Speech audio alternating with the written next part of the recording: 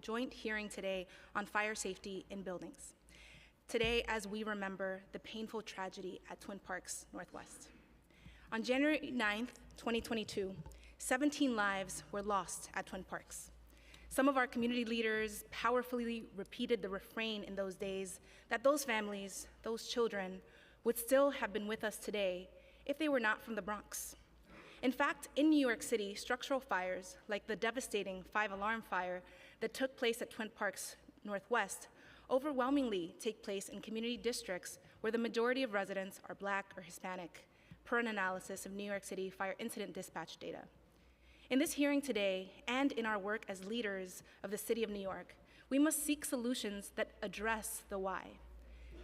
Since the Twin Parks tragedy, between January 22 and December 2023, there have been 47,673 structural fire dispatch incidents throughout the city. We know that stovetops and heating in the home are the first and second leading causes of all fires. And of particular note is the devastating rise in fires in recent years and fire fatalities attributable to lithium-ion throughout the city. It has been reported that an e-bike or e-scooter battery causes a fire in the city at least 4 times per week. And in 2023, we must note that it was the most fatal year on record, at least in the last 30 years, with 104 individuals who perished. I take this moment to thank our first responders from the bottom of my heart for jumping into harm's way time and again to prevent greater loss of life. In addition, I want to shout out the FDNY for your use of data and algorithms to predict where fires might occur and do proactive inspections through your risk-based inspection program. I want to thank the Department of Buildings for your responsiveness on the ground when you have site control, as it wasn't a fire, but 1915 Billingsley. I have appreciated your responsiveness. And to HPD, we talk every day. I also thank you for the ongoing work. In addition to fire incidents and fire safety, I want to highlight our city's fire and emergency response infrastructure for displaced survivors. Our city, and this is where HPD comes in, has a robust set of policies and programs, including American Red Cross coordinated services in the time period immediately preceding a displacement event, including hotel, accommodation, and in some instances, financial assistance. HPD operates longer-term shelters for displaced families and individuals, and agencies including emergency management, fire, Department of Buildings, health, and others coordinate work in an ongoing basis to achieve tenant relocation, building and unit repairs, and tenant services. While these services are unique among major cities, there is room for improvement, from communication with displaced tenants to sheltering issues, protection of personal property when tenants cannot access their homes, transparency and enforcement around repairs needed, and timelines. Tragedies help us to understand how we can do better in the City of New York, and I look forward to discussing that today. The legislation the Council passed in response to Twin Parks took direct aim at some of the fault lines exposed by the fire. Today, space heaters must have certain safety features, and the enforcement of self-closing door requirements has been strengthened and expanded. There have been notable increases in self-closing door violations since January 2022, and this is in direct response to legislation that we passed to ensure self-closing doors are installed and operating properly because deadly smoke can be cut off and contained, saving lives. If buildings are kept in habitable and safe conditions and housing standards are enforced properly, we should not have to respond and see tragedies of this magnitude. I will briefly touch on the bills we will be hearing today that are in the Housing and Buildings Committee and 2 additional bills that I have sponsored. Intro 6 by Councilmember Aviles would require HPD in consultation with FDNY and DOB to develop procedures to ensure that occupants of multiple dwellings are informed of the process for issuance of residential vacate orders following fires. 88 by me would adopt NFPA standards for periodic testing of fire and smoke dampers and smoke control systems, and it would create procedures for conducting mandated inspections and qualification requirements for individuals performing such inspections to get the smoke out of dangerous conditions. 89, also sponsored by me, would require the fire commissioner to notify community boards, borough president, and council members of a fire within their respective jurisdiction within 6 hours so that we can come to the aid of residents as well. Proposed Intro 17, sponsored by Councilmember Brannan, in relation to the installation of electric vehicle supply equipment in open parking lots, was heard in the previous term and is also a topic for this hearing. I would like to thank my team, my Chief of Staff, Sam Cardenas, and Kadeem Robinson, my Legislative and Communications Director, as well as the Housing and Buildings Committee staff, Taylor Zeleny, Austin Maloney, Jose Conde, Andrew Bourne, Dan Krupp, Reese Hirota, for all of your work leading to today's hearing. Thank you, and I would now like to pass it over to my colleague, Councilmember Arriola, for her opening remarks. Thank you, Chair Sanchez. Good morning. Thank you for being here today. I am Councilmember Joanne Arriola, Chair to the Fire and Emergency Management Committee. I would like to acknowledge members who are currently present. We have committee members Feliz, Riley, and Zhuang. On Zoom, committee members Schulman and Gennaro, and we are also joined by council members Hudson, Abreu, and Aviles. Chair Sanchez touched upon in her opening statement the reason we are here today, which is to examine fire safety in residential buildings. As 2 years have passed since the tragic Twin Parks fire, which took 17 lives, the city continues to experience fire fatalities at a troubling rate. My heart goes out to all New Yorkers who have lost their lives, suffered injuries, and continue to experience fire fatalities at such a troubling rate.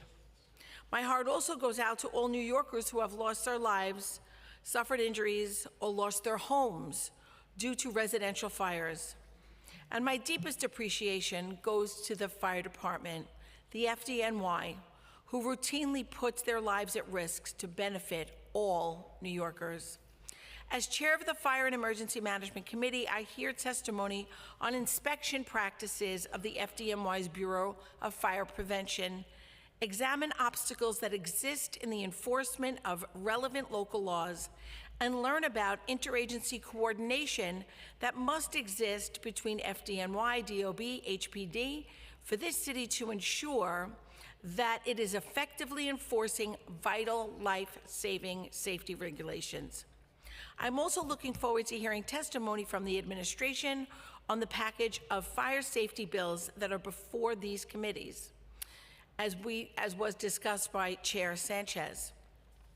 Finally, the Fire Committee will hear separate legislation related to EMS worker safety that was heard last session.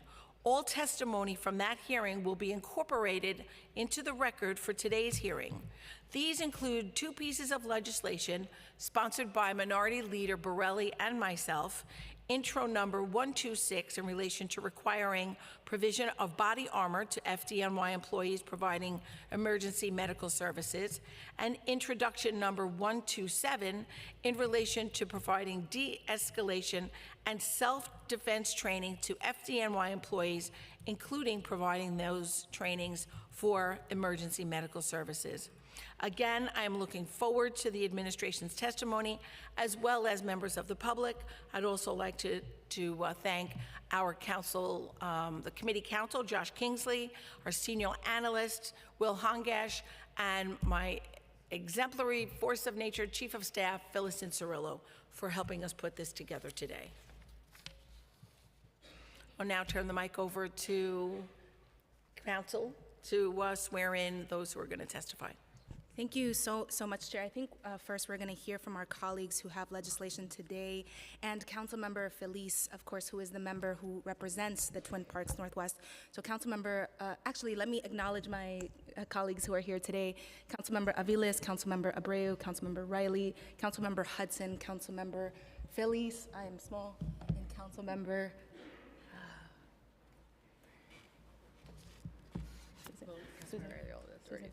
Oh, you did? Okay, sorry, okay. Thank you. Okay, so with that, I want to turn it over to Councilmember Feliz. Thank you.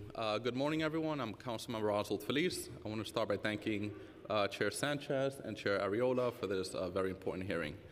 And I also want to thank everyone who has joined us today and those that are testifying on this issue. It's been 2 years since the horrible, unspeakable Twin Parks tragedy, a horrible tragedy in the Bronx where we lost 17 innocent members of our community. Fires continue to affect our city at a troubling rate. Last week, we had another tragedy in Harlem, 17 innocent people injured, including one fatally in another e-bike fire. It's clear we have a lot of work to do. First, we need to make sure we continue to tackle the causes related to fires, including space heaters, defective electrical systems, stove fires, and now, of course, e-bikes, which is a problem that has fully developed, in my opinion. At the same time, number two, and especially in the housing context, we must create systems so that if there is a fire, people have the tools to safely escape. Fires are horrible. They destroy our homes, evicting families from one second to the next, and they also put all of our lives at risk. So I want to thank my colleagues for this hearing, and I look very forward to hearing about everything that we're doing on this issue. Thank you so much. Thank you so much, Councilmember Feliz. And now I want to acknowledge Councilmember Aviles. Buenos dias, good morning. And thank you, Chair Ariola and Chair Sanchez, for making my bill intro 006 part of the conversation today. This legislation is especially important to me because it comes directly from the lived experiences of residents in my district who have been impacted by fires, many of whom are non-English speaking.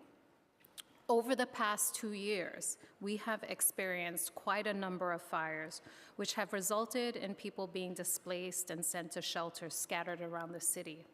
In one of our largest fires, 110 adults and 30 children were displaced, most of whom were Chinese-speaking migrants who may not be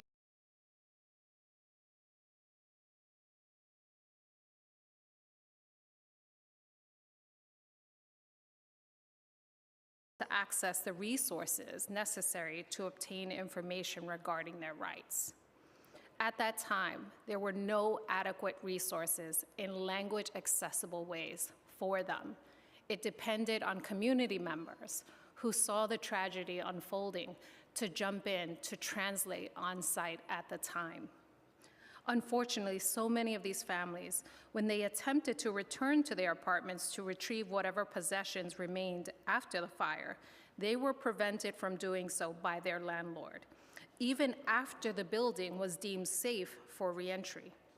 In one of the district's more egregious examples, resident possessions were sold by individuals who pretended to work for a moving company, having been granted access by the landlord ahead of the residents.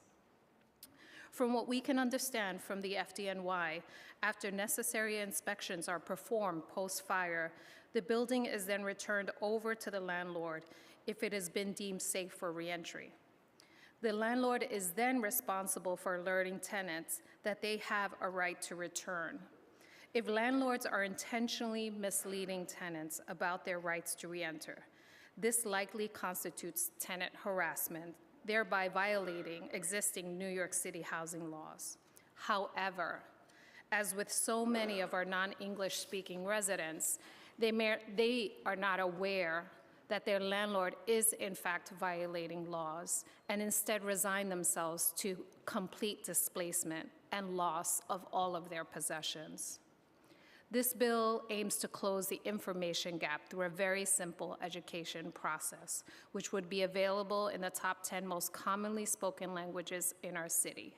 Through Intro 006, HPD, in consultation with the FDNY, would develop procedures that would ensure that occupants are fully informed of the process for vacate orders after a fire, including information regarding their rights as tenants, and the responsibilities of the landlords in this situation. This legislation would allow families to have better chance at at recouping their livelihood in the aftermath of a devastating fire, especially for many of those who may be at most risk of displacement.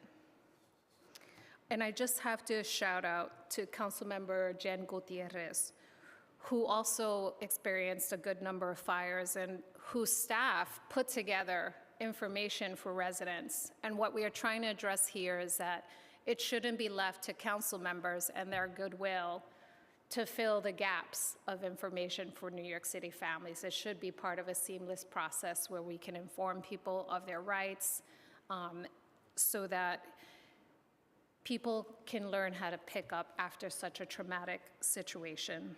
So I look forward to the conversation on the legislation today. And of course, I cannot close without thanking all the first responders, HPD, DOB inspectors, and everyone, American Red Cross, who steps in during a time of crisis. We can do better, and I truly believe that if we continue to step into the multilingual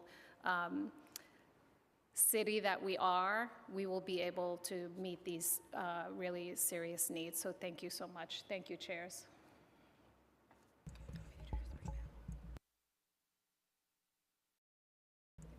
Excellent. Thank you so much, Councilmember Aviles. Now I'll pass it over to our council to bring up our pre-panel. Thank you.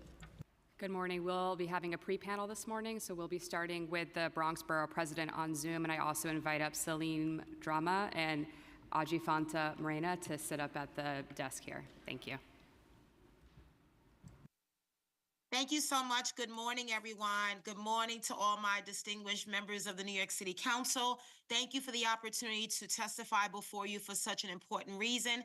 I am Bronx Borough President Vanessa L. Gibson, and I'm grateful to be with you virtually this morning to talk about such an important topic. I, of course, want to acknowledge our chairs of these important committees, Madam Chair Pierina Sanchez, as well as Madam Chair Joanne Ariola, the members of the committees on housing and buildings, as well as fire and emergency management, colleagues in the New York City Council. Shout out to all the staff. Thank you for your tremendous work in convening this very important joint hearing today to discuss how our city collectively can respond better to fires across our city.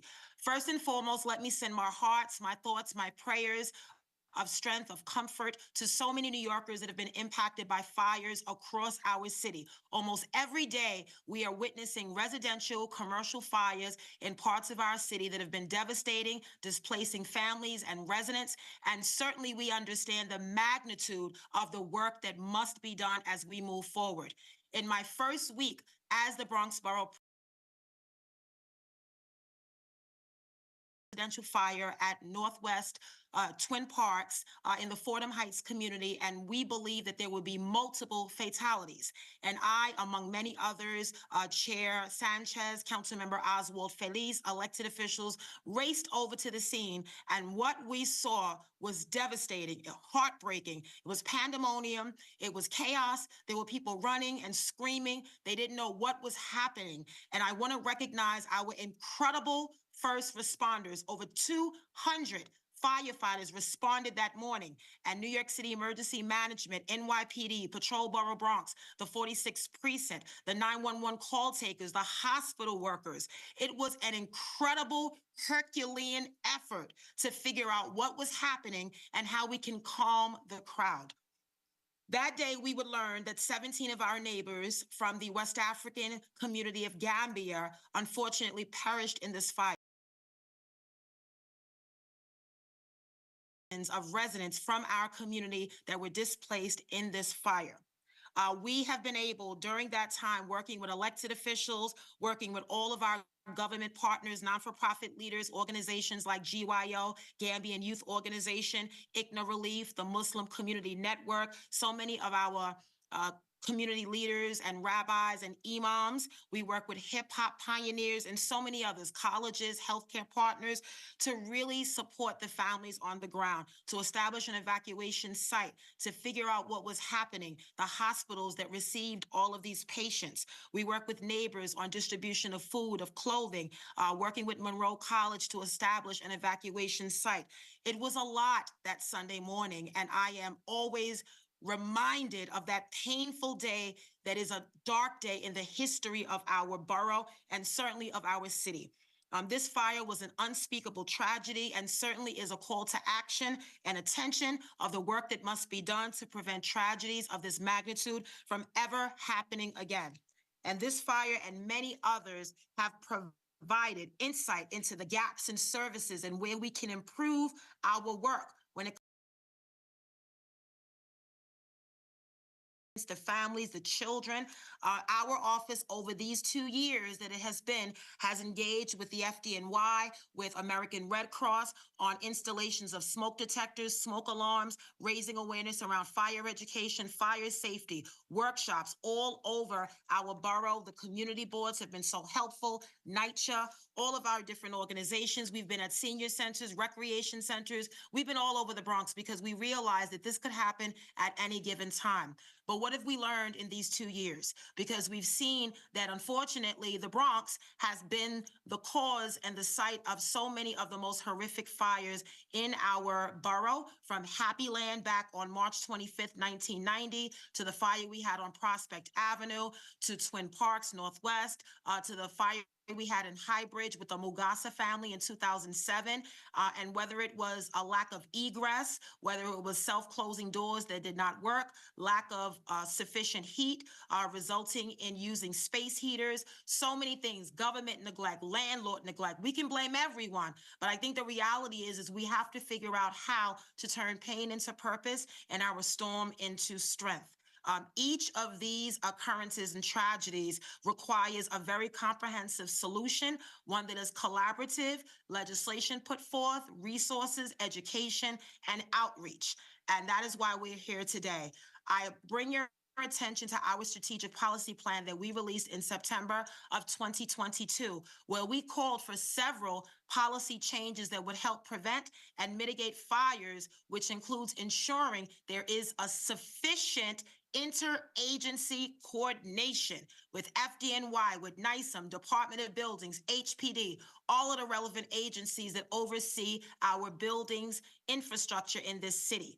We do not want to further traumatize families and New Yorkers. The bills that are being considered today at these hearings is a good step in the right direction, as well as recently enacted legislation that you all are doing, as in yesterday with the lithium-ion batteries, legislation that you all passed. I want to commend you and say thank you for that, but also making sure that we do more.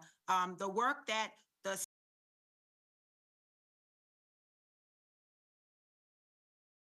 Torres and Adriano Espaillat. We have to keep going. We cannot stop because there is too much work that needs to be done.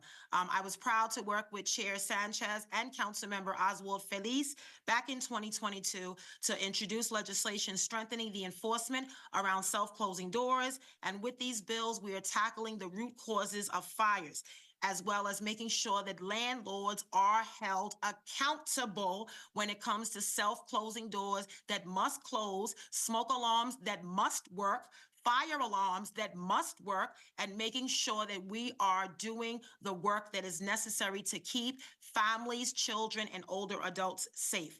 I am proud as the Bronx Borough President to lend my support to the bills on today's agenda as they aim to really make an impact on our city's emergency response and ultimately save lives. That is the work we have to do. We have to save lives. I want to thank all the council members, Chair Ariola, Chair Sanchez. I also want to thank Councilmember Oswald Feliz for your incredible leadership, everyone that's co-sponsored these bills. I really hope that together we can tackle the root causes. We can protect the fabric of our housing infrastructure.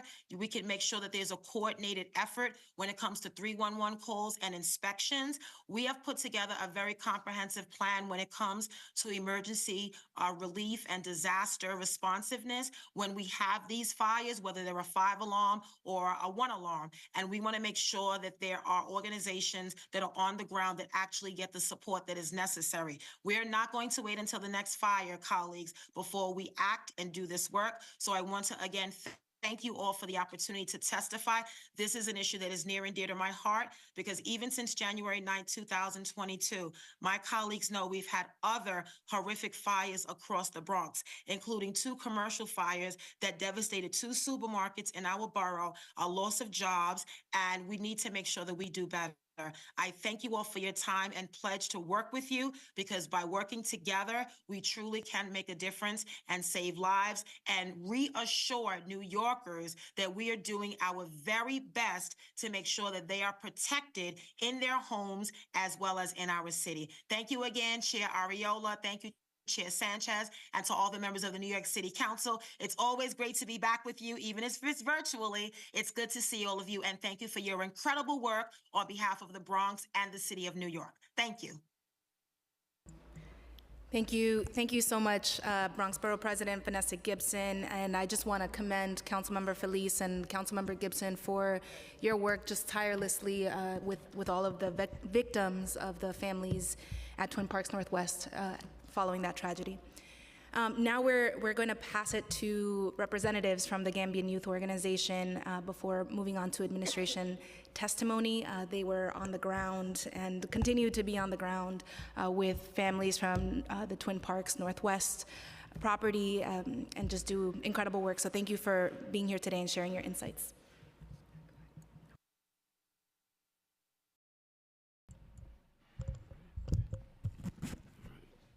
Hello, everyone. My name is Salim Drame. I'm the president of the Gambian Youth Organization. I want to thank Chair Sanchez, the Committee of Housing and Buildings, Committee on Fire and Emergency Management for hosting this hearing and having us on this panel. We all know that, the devastation that took place 2 years ago in the Bronx with the deadly fire that claimed the lives of 17 of our community members. Sira Jane was a former member of GYO, and she passed away due to the fire. So we pray that may Allah bless her soul and all the deceased of Twin Parks Northwest. And I always say, and I will continue to say, that the fire that occurred on January 9th, 2022 could have been prevented. It did not need to happen. It surely could have been prevented with coherent inspections, enforcement, and systemic change through legislation, which will prevent horrific fires like the one that happened on January 9th, 2022, especially in underserved communities. I want to thank the City Council, especially our own council member, CM Felice, for working on the package of bills for fire safety, which addressed some of the issues we have raised in our list of demands as a community. Though those bills that were passed during that year did address some of the concerns we raised, there's still some work to be done. Today, we're here to voice our support with our experience with the Twin Parks Northwest fire for some of the bills that were introduced earlier this month in the council. Intro number 6 introduced by CM Aviles. CM Aviles, and intro 88 and 89 introduced by Chair Sanchez are steps in the right direction towards fire safety and management that we feel can help prevent another tragedy like January 9, 2022. So with intro number 6, we support that because it would definitely allow tenants to be educated on their rights, especially the responsibilities landlords have under the law regarding vacate orders. When the fire at Twin Parks Northwest occurred, the families had to vacate and be relocated. However, many did not receive proper communication in due time regarding when and whether or not they were allowed to go back into their residential units. While responding, we found out that some people never vacated at all and stayed in there given the dangerous conditions of the building at that time. And the ones that were displaced also did not know their rights as displaced tenants. There was certainly a lack of communication regarding whether people were responsible for paying bills during the time of during the time of maintenance of the building, whether or not they can access their apartments at any point to collect important documents, or which city services and agencies they could work with to recover those documents. There were uncertainties about how long Red Cross and building management would cover the shelter, hotels, stays while they were displaced. Tenants were asking questions about when it was safe for them to return to their units or when they would be able to access their units itself. Even if tenants were notified, CM Aviles mentioned, there was language barriers in place, especially due to the African languages, as we observed during the Twin Parks Northwest fire. We had to step in, as a grassroots organization to provide translation services real time. So intro number 6 definitely will reduce those confusions during tragic times.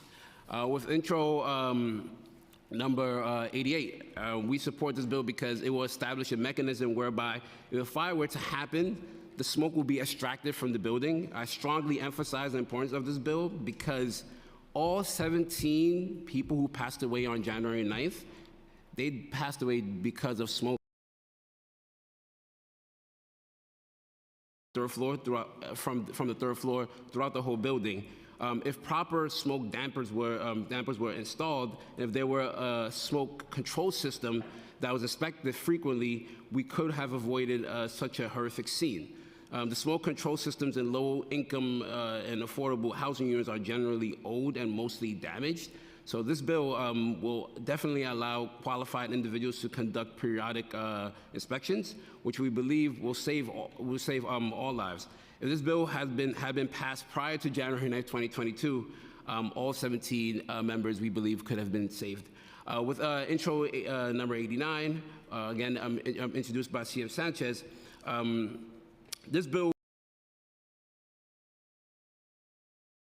notifications to local officials and others. The fire commissioner would be required to provide notice to community boards, board presidents, and council members of a fire located within their respective jurisdiction within like 6 hours related to the fire, the initial alarm level, the highest alarm level, the type of infrastructure that was impacted. We support and endorse this bill because we've seen with the Twin Parks Northwest fire that it was grassroots efforts and local officials who stepped up to provide relief on the ground.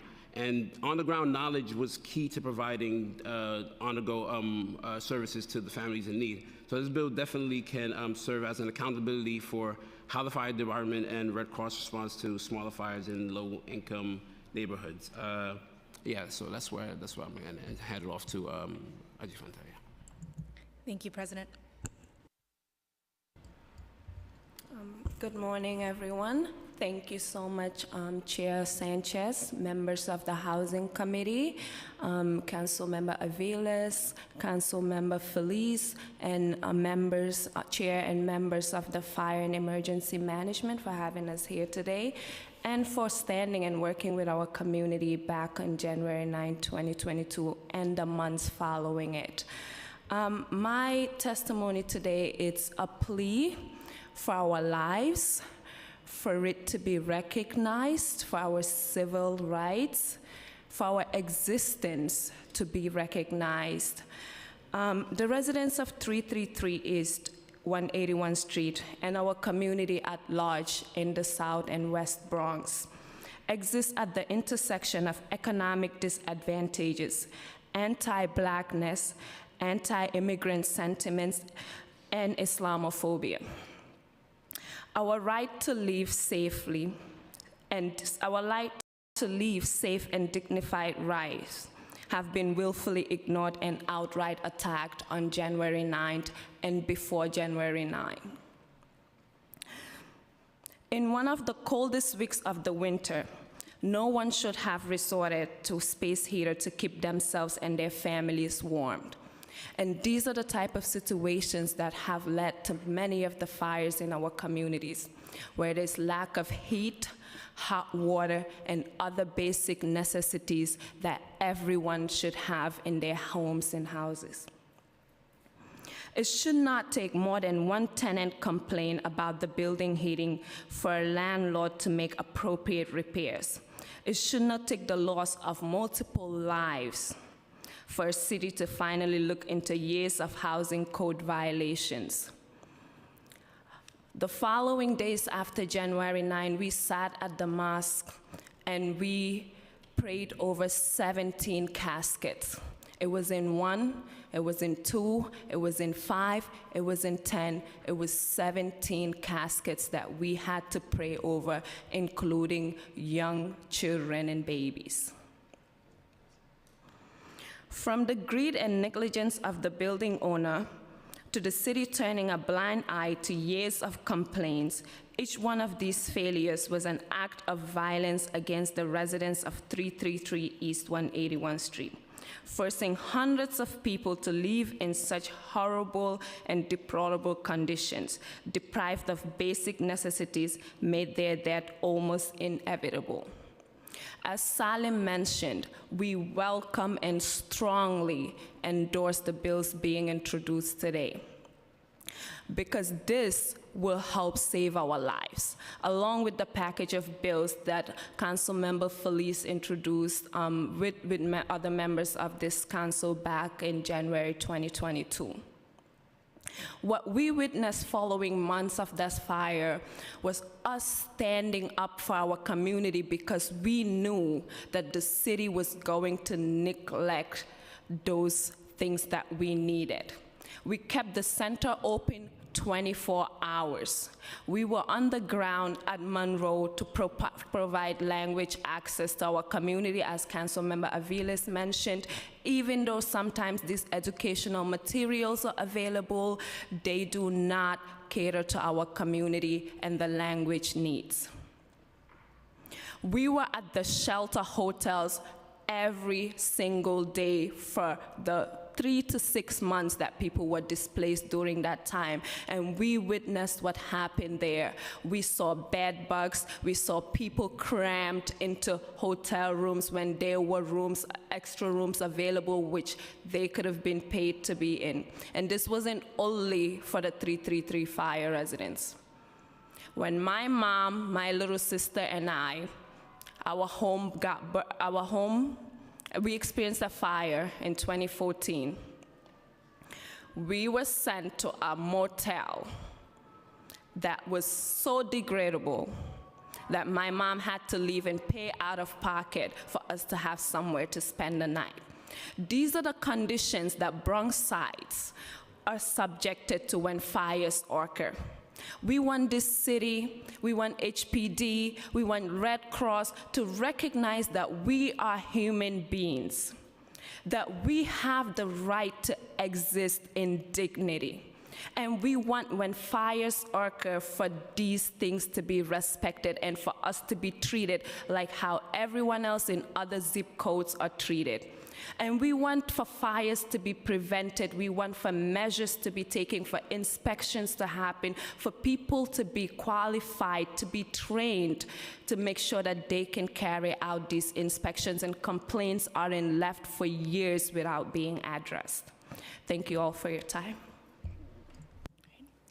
Thank you both so much for providing that testimony. It helps to ground us in what we're discussing here today. Do any of my colleagues have any follow-up questions at this time?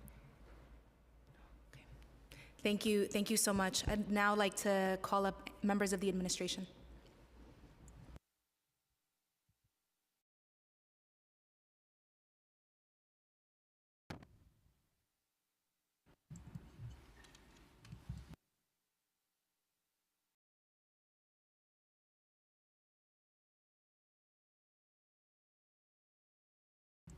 Thank you. Please raise your right hand. Do you affirm to tell the truth, the whole truth, and nothing but the truth before this committee, and to respond honestly to council member questions? Yes. Great. Thank you. You may begin.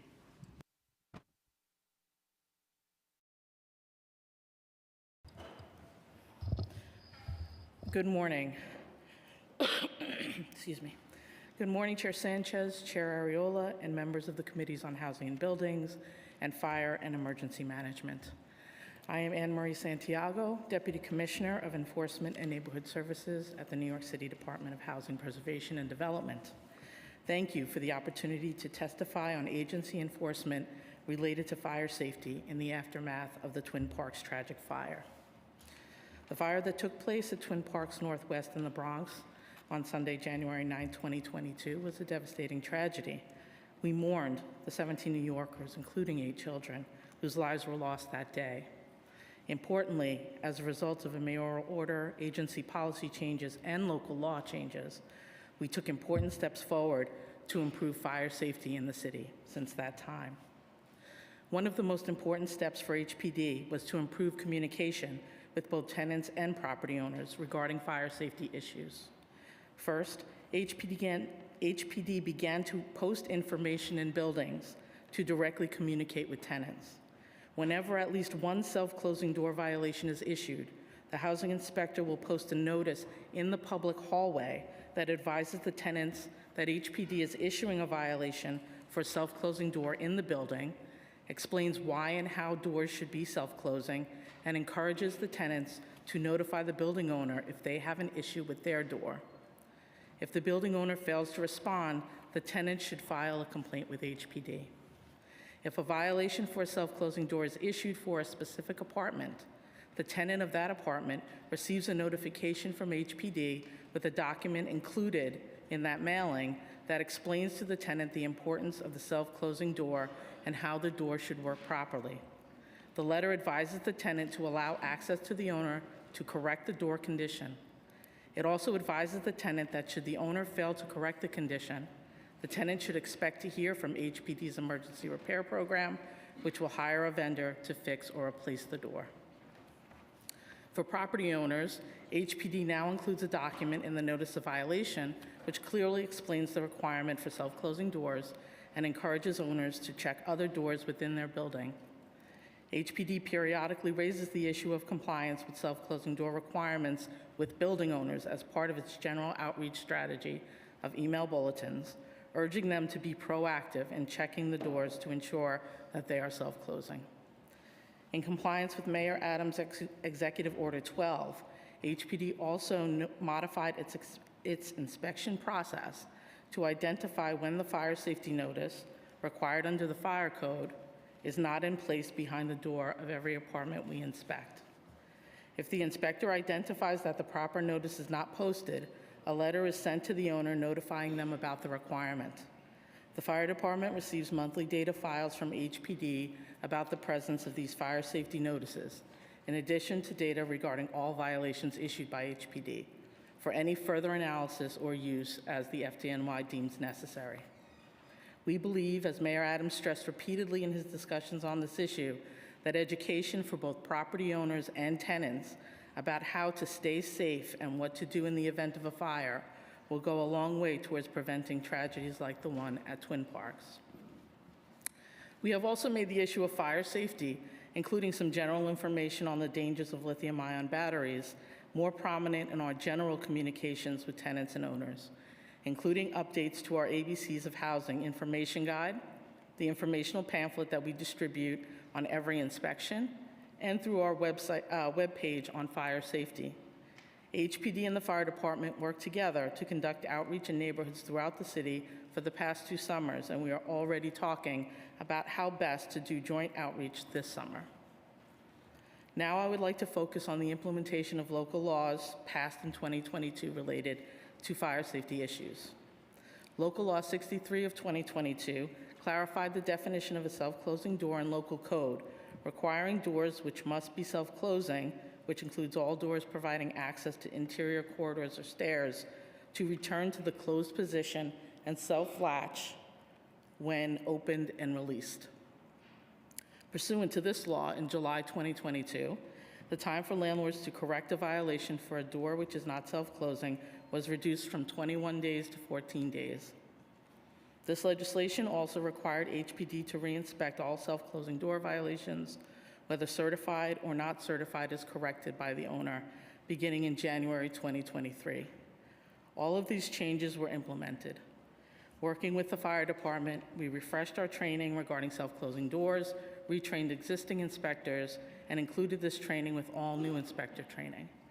We refocused our efforts to ensure that inspectors are looking at public area doors in their line of travel during inspections, resulting in an increase in violations issued between fiscal year 21 and fiscal year 23 from just over 23,000 to almost 50,000.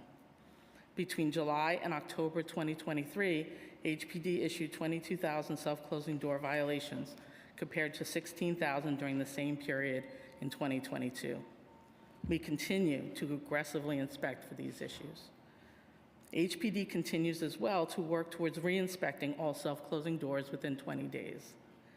As of January 30th, 2024, we have attempted to re-inspect more than 55,000 violations. Our average time to re-inspect is 13 days for calendar year 2023, and overall, we re-inspect within 20 days 80% of the time. This is a very challenging mandate for our agency to meet, especially during heat season when we need to focus our resources on responding to heat and hot water complaints and violations during the coldest periods. Local Law 71 to create a proactive program to inspect self-closing doors at 300 buildings identified in consultation with the fire department. HPD worked closely with the fire department and the Department of Buildings to create criteria for selection and created the first list of properties as required. Obviously, it is impossible to know which building might have a fire or when.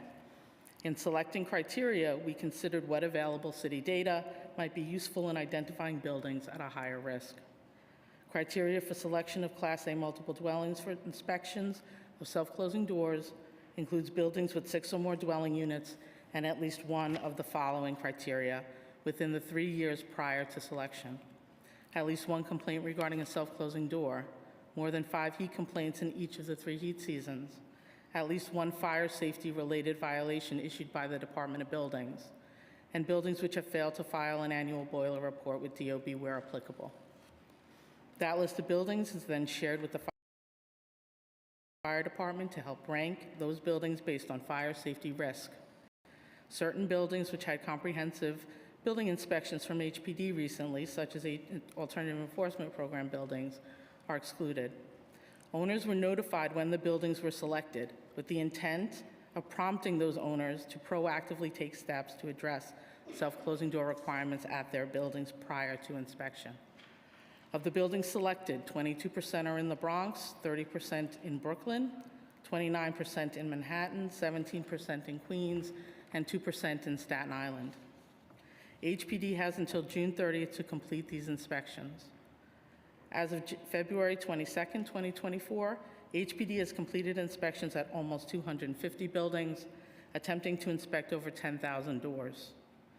Over 1,700 violations have been issued for self-closing doors. A report regarding these inspections is due to the City Council in September 2024, and the list of buildings inspected with results is required to be posted online.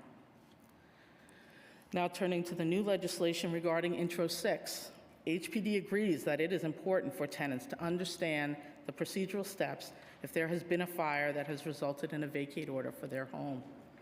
Information regarding the availability of emergency services, including relocation and other services available through the American Red Cross in the short term and through HPD's emergency housing services after a few days, is provided to tenants at buildings where there has been a fire if HPD or DOB conducts an inspection, and ARC, the American Red Cross, is usually on site. Information about the timelines for return to the property and the owner's responsibilities to allow reoccupancy is very specific to the extent of the fire and the conditions existing after the fire. In cases where there is extensive damage and multiple agencies issue vacate orders, the building may not be safe for any type of reoccupancy, even to allow tenants to retrieve belongings. Determining the timelines for such access can be very difficult for both the agencies and the owner. Assessments need to be completed by the agencies and the owner's construction professionals, and at least the preliminary cleanup, such as broken glass and debris removal, need to be completed. We have found that in most cases, property owners work collaboratively with tenants to allow at least supervised access to damaged areas of the building for the retrieval of the most important belongings, such as medicine, documents, and pets. Information about the revocation of agency vacate orders can be found on each agency's website. Without the revocation of any applicable vacates, tenants cannot permanently reoccupy the building. The process of lifting a vacate order is, for HPD, a process which requires a full building inspection, correction of the conditions which were the reason for the vacate, and the meeting of general health and safety minimum standards. I understand that it is frustrating for tenants who, understandably, just want to return to their homes. But each situation is unique, and our priority is for the safety of all tenants. Thank you for your time, and we look forward to your questions. I will turn it over to the fire department first for their testimony.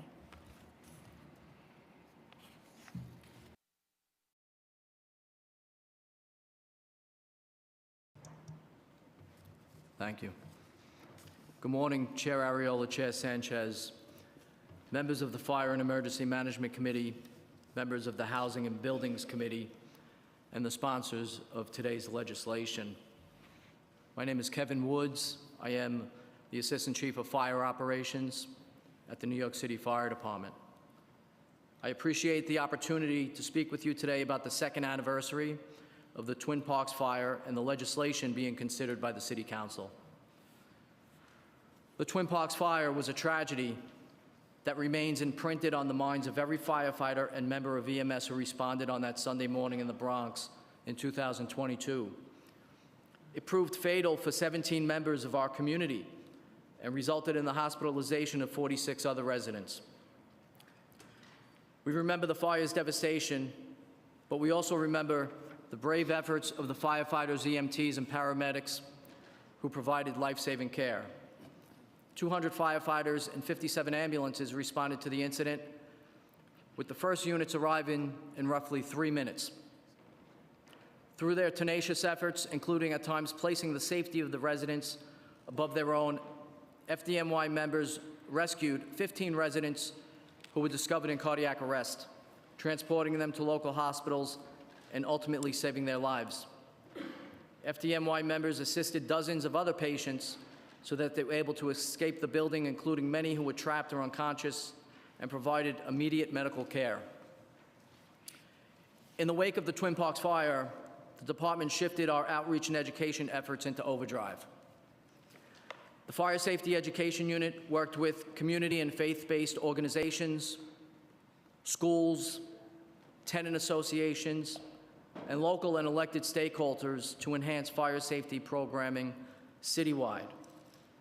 We partnered with our fellow agencies and mayoral offices to ensure that our reach was as broad as possible, including the Department of Youth and Community Development, the Mayor's Office of Criminal Justice, Health and Hospitals, the Administration of Child Services, the Department of Education, and the New York Police Department's Community Affairs Unit.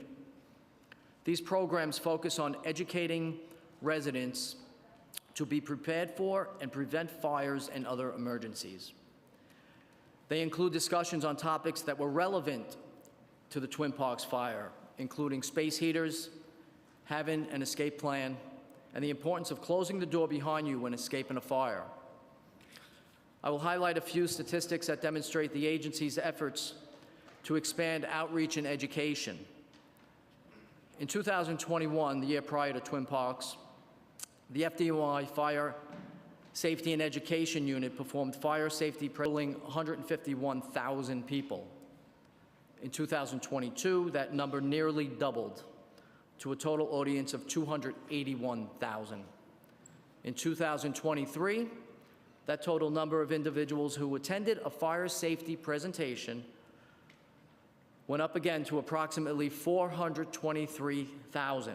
That's an increase of 180% from the amount of public education we were providing prior to Twin Parks. That included a 30% increase in the number of fire safety presentations in schools from 2022 to 2023. I want to take this opportunity to thank the council members who coordinated with us to schedule a fire safety education event in your district, many of whom are here today. And I would like to encourage all of you to partner with the fire department to hold education events for your constituents. Another legacy of the Twin Parks fire is that we strengthened our partnership and coordination. Fire inspectors do a great job inspecting the common areas of multiple dwellings like Twin Parks, but they generally do not have access to individual apartments or to private dwellings. FDNY worked with the Department of Housing, Preservation, and Development to refine training for HPD inspectors, specifically on the topic of self-closing doors. We also worked with HPD to implement several data sharing activities. Some of that work came about as the result of conversations that we had with council members on the two committees hosting the hearing today and the legislation that resulted from those conversations. We are proud that we have been able to learn lessons from this tragedy and improve safety conditions across the city as a result. I'll briefly address the legislation being heard today that directly affects the fire department. Introduction 88 would amend the fire code and the building code to establish periodic inspections, test smoke control systems. The existing New York City Fire Code requires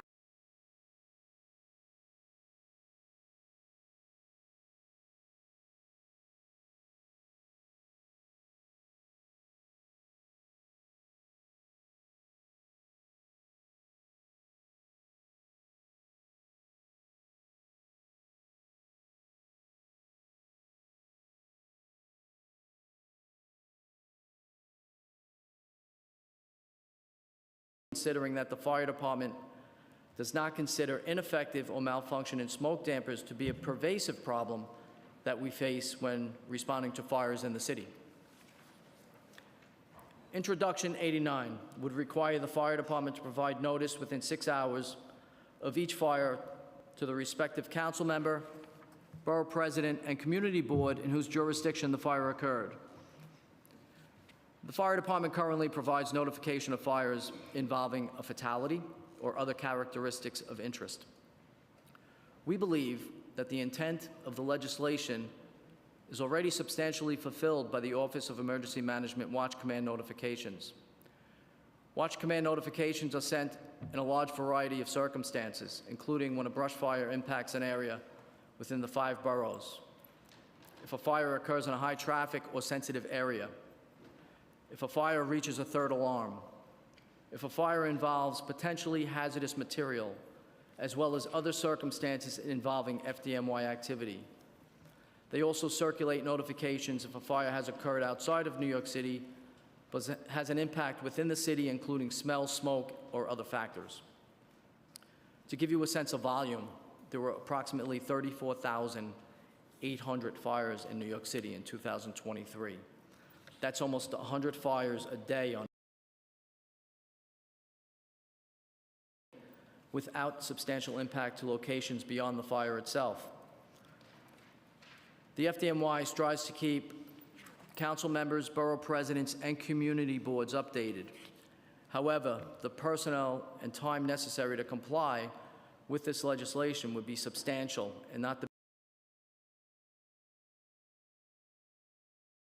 Section 903 would require the fire department to provide body armor to all emergency service members. Under the legislation, the body armor shall meet a ballistic resistance or stab resistance standard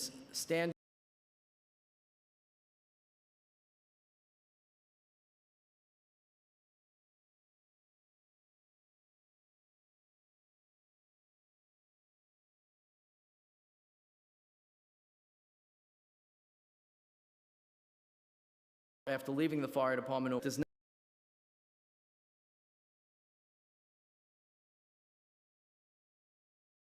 involve the provision of emergency medical services.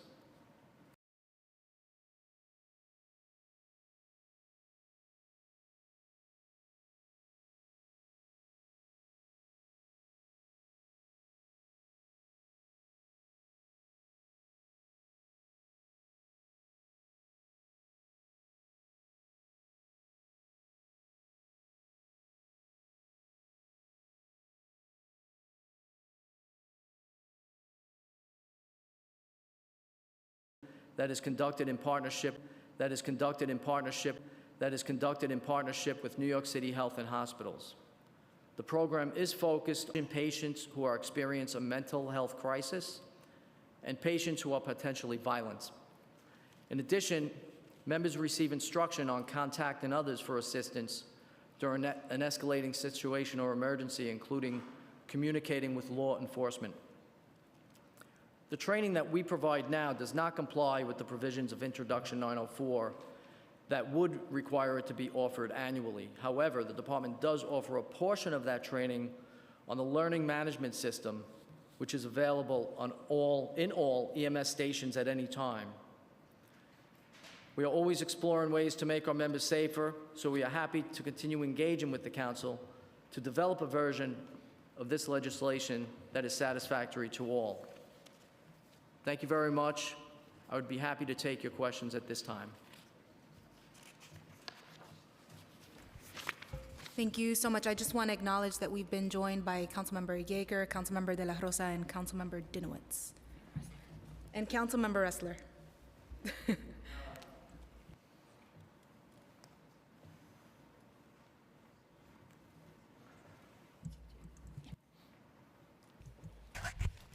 Thank you all for coming and for testifying.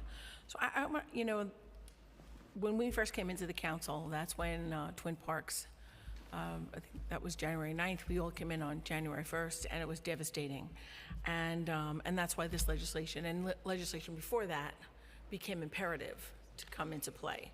So for the fire department, what is the current fire code requirement for the inspection of smoke-controlled dampers and any other type of smoke control within an apartment? Right now, there's two different types of inspections. The firefighters, those are uniformed inspections, and then you have fire prevention, who are the technical experts with fire dampers and such items as that. For a uniformed inspection, what we do is we try to get a responsible person. Let's say it's either Twin Parks, or if it's a non-fireproof building like we witnessed last week in Harlem. That's a 6-story building, brick with fire escapes, very common building in New York City. We first examine the exterior of that building. We'll look for life safety issues such as the fire escape. These buildings, most of them in the city, are over 100 years old, and we look to see if those fire escapes are maintained properly. Then we walk through the front door, and we investigate the housekeeping in the hallway. We look for CO detectors. We look for smoke detectors. We try to make our way into the cellar. The cellar is crucial for us as far as an inspection. We look for structural stability. We are experts. We respond to many gas and electrical emergencies. So we may call HPT and DOB for maybe somebody that tapped into a gas main. And we look for housekeeping in that cellar. We look to see if there's anything too close to the boiler. And again, we look for that structural stability. At the same time, we're trying to familiarize ourselves within these buildings. So last year, the fire department inspected, just the uniform side, inspected over 78,000 buildings. 78,000? 78,000, right.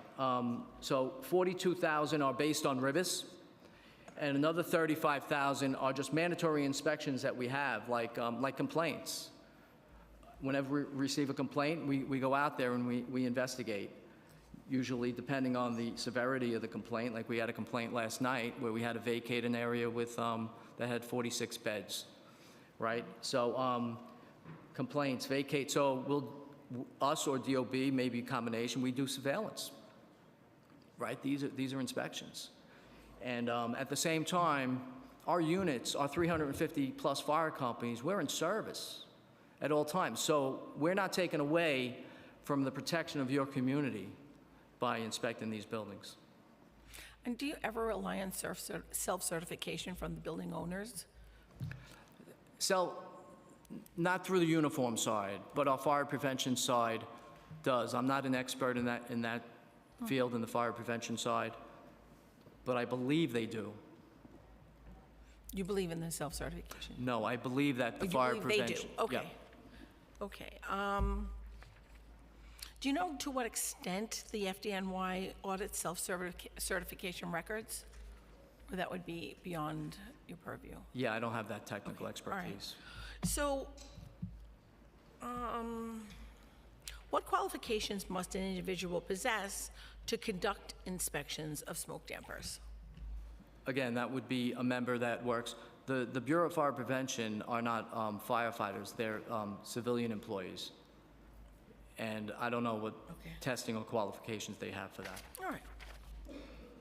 So according to the PMMR, the number of life safety education presentation decreased from 1,449 in the first 4 months of FY 2023 to 735 in the first 4 months of FY 2024. This is a marked decline in the number of presentations. Why has the department reduced these presentations so significantly? Fire safety education.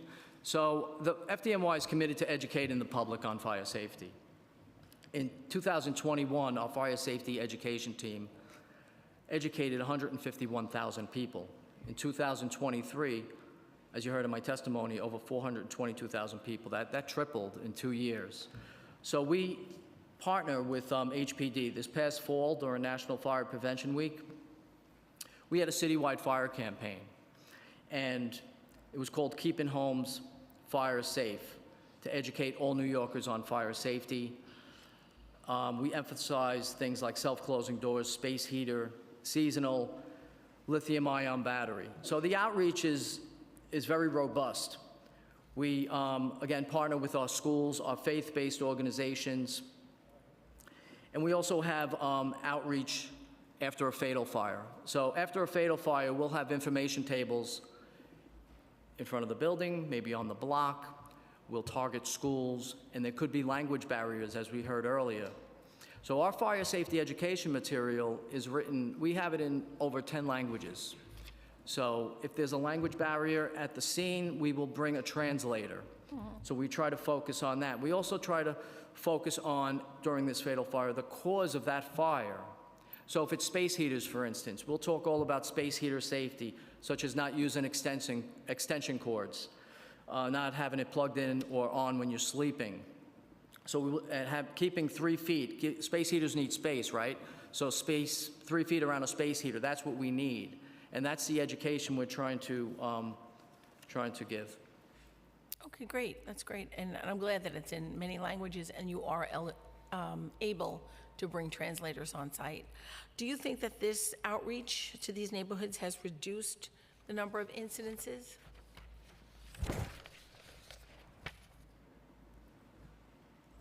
I'm not sure if it reduced or increased the number of incidences, but we could educate on the fire safety aspect of it. So I think that when we first started talking about this, this was all about space heaters. And we did a lot of outreach with the FDNY and this council on space heaters. And I think that that message was gotten because we're not hearing a lot about space heater fires anymore. Of course, lithium-ion batteries are a whole other portion now, and that is what we're working towards, you know, at this point, getting that type of outreach out there. So that'll come at another time, I imagine. Yeah, I'd like to give you some numbers. Sure. In 2022, citywide, the year of Twin Parks, we had 27 space heater fires. Right. I would agree. And then I want to talk about the pre-considered intros from Borelli and Minority Leader Borelli and myself.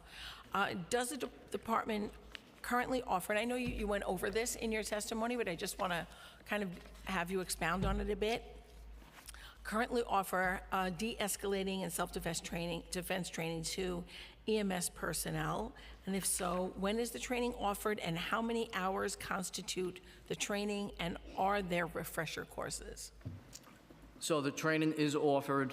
It's a 12-hour training course through partnership with the New York City Health and Hospitals. And we use it for situational awareness, de-escalation techniques, managing patients experienced at mental health crisis and who are potentially violent.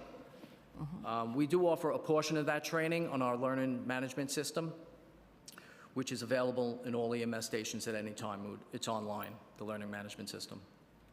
All right. And would the department contact a third party to develop de-escalating and self-defense training, or would this curriculum be constructed in-house? We're still looking into that, and we'd like to have further conversation with that. Perfect, perfect. And just last question, does the department view de-escalating and self-defense training to EMS personnel as something that would increase their safety and the safety of our first responders? Yes, we feel the de-escalation would increase their safety. We don't want our EMS personnel to engage.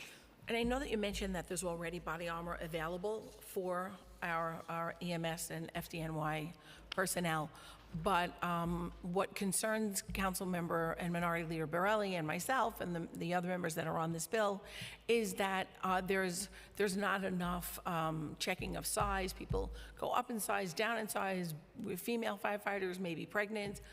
So that's where we wanted to come in and say that there needed to be more attention paid to when they're being refitted, how long are we going past the 5 years, and are there a sufficient amount of those body armor jackets for every member that is in that particular firehouse. So thank you, and I will yield to my co-chair.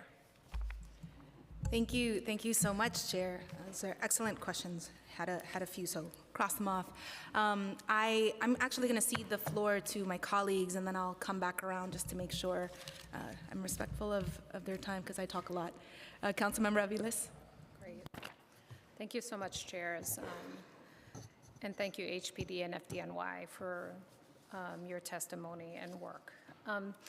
I guess I'd like to follow up with HPD in particular. In your statement, in your testimony, you noted that information is provided to tenants at buildings where there have been a fire and DOB conducts the inspection, and the American Red Cross is usually on site, which absolutely I have seen the Red Cross in every fire that we've had, along with personnel. I have never seen, including in a personal experience when my sister had a fire and I was with her, ever receiving information that clearly articulated what her rights were. And in all of these instances, sadly, our experience has been the landlords were antagonistic at best during these situations with their tenants, and never provided affirmative information to them. And certainly American Red Cross provided their, here's some coffee, here's your immediate stuff, you'll get a caseworker and eventually assigned a hotel, but that was it. I have also never seen language accessibility, including Spanish or anything else provided on site. So I'd love to know what these materials are, if you could provide them to council. And I'd like to hear more specifically who develops them, who is responsible for distributing them, and I'd love to see the languages in which they are developed, because I have never seen one in all my years prior to even being a council member. Thank you, council member, and I appreciate your earlier kind of contextual discussion about what you're looking for with this bill. And I think we should work together. I think, you pointed out another council member who had put something together that I guess you felt was appropriate and is kind of maybe we can look at it as what you're looking for. The information we currently give out is really about the immediate needs, the emergency housing, how you contact the Red Cross, how you contact our emergency housing services, and I can certainly provide that to you, after the hearing. But I think, what we understand from your bill is that the tenants in trying to get access to the building, trying to get access to their belongings, need some additional guidance on what that means and what their rights are. And again, that what it means for each individual instance may be different depending on the situation on the ground. So we can't be too specific with that information, but we'd love to continue the conversation with you about, what is the right direction that we can provide to tenants. Generally, HPD does try to provide all information in the 10 languages. So including our ABCs of housing, including any information on our website is translatable, and we can certainly add more information there as well for people who may not be able to get the information at the time of the event. They're not home, they're unavailable to take the information because they are dealing with the chaos of the moment. So very open to continuing that discussion. Great. Well, thank you. And certainly, Councilmember Gutierrez's materials are very helpful. I mean, a basic know your rights, fundamentally, with generic information, obviously, Right. on what to expect, who to call very clearly. So we have some of this work already done by Councilmember Gutierrez's staff, but obviously we'd like to see it rolled out citywide in a very seamless way, given to people and obviously talked through during the time of trauma. So we'd love to work with you on that. And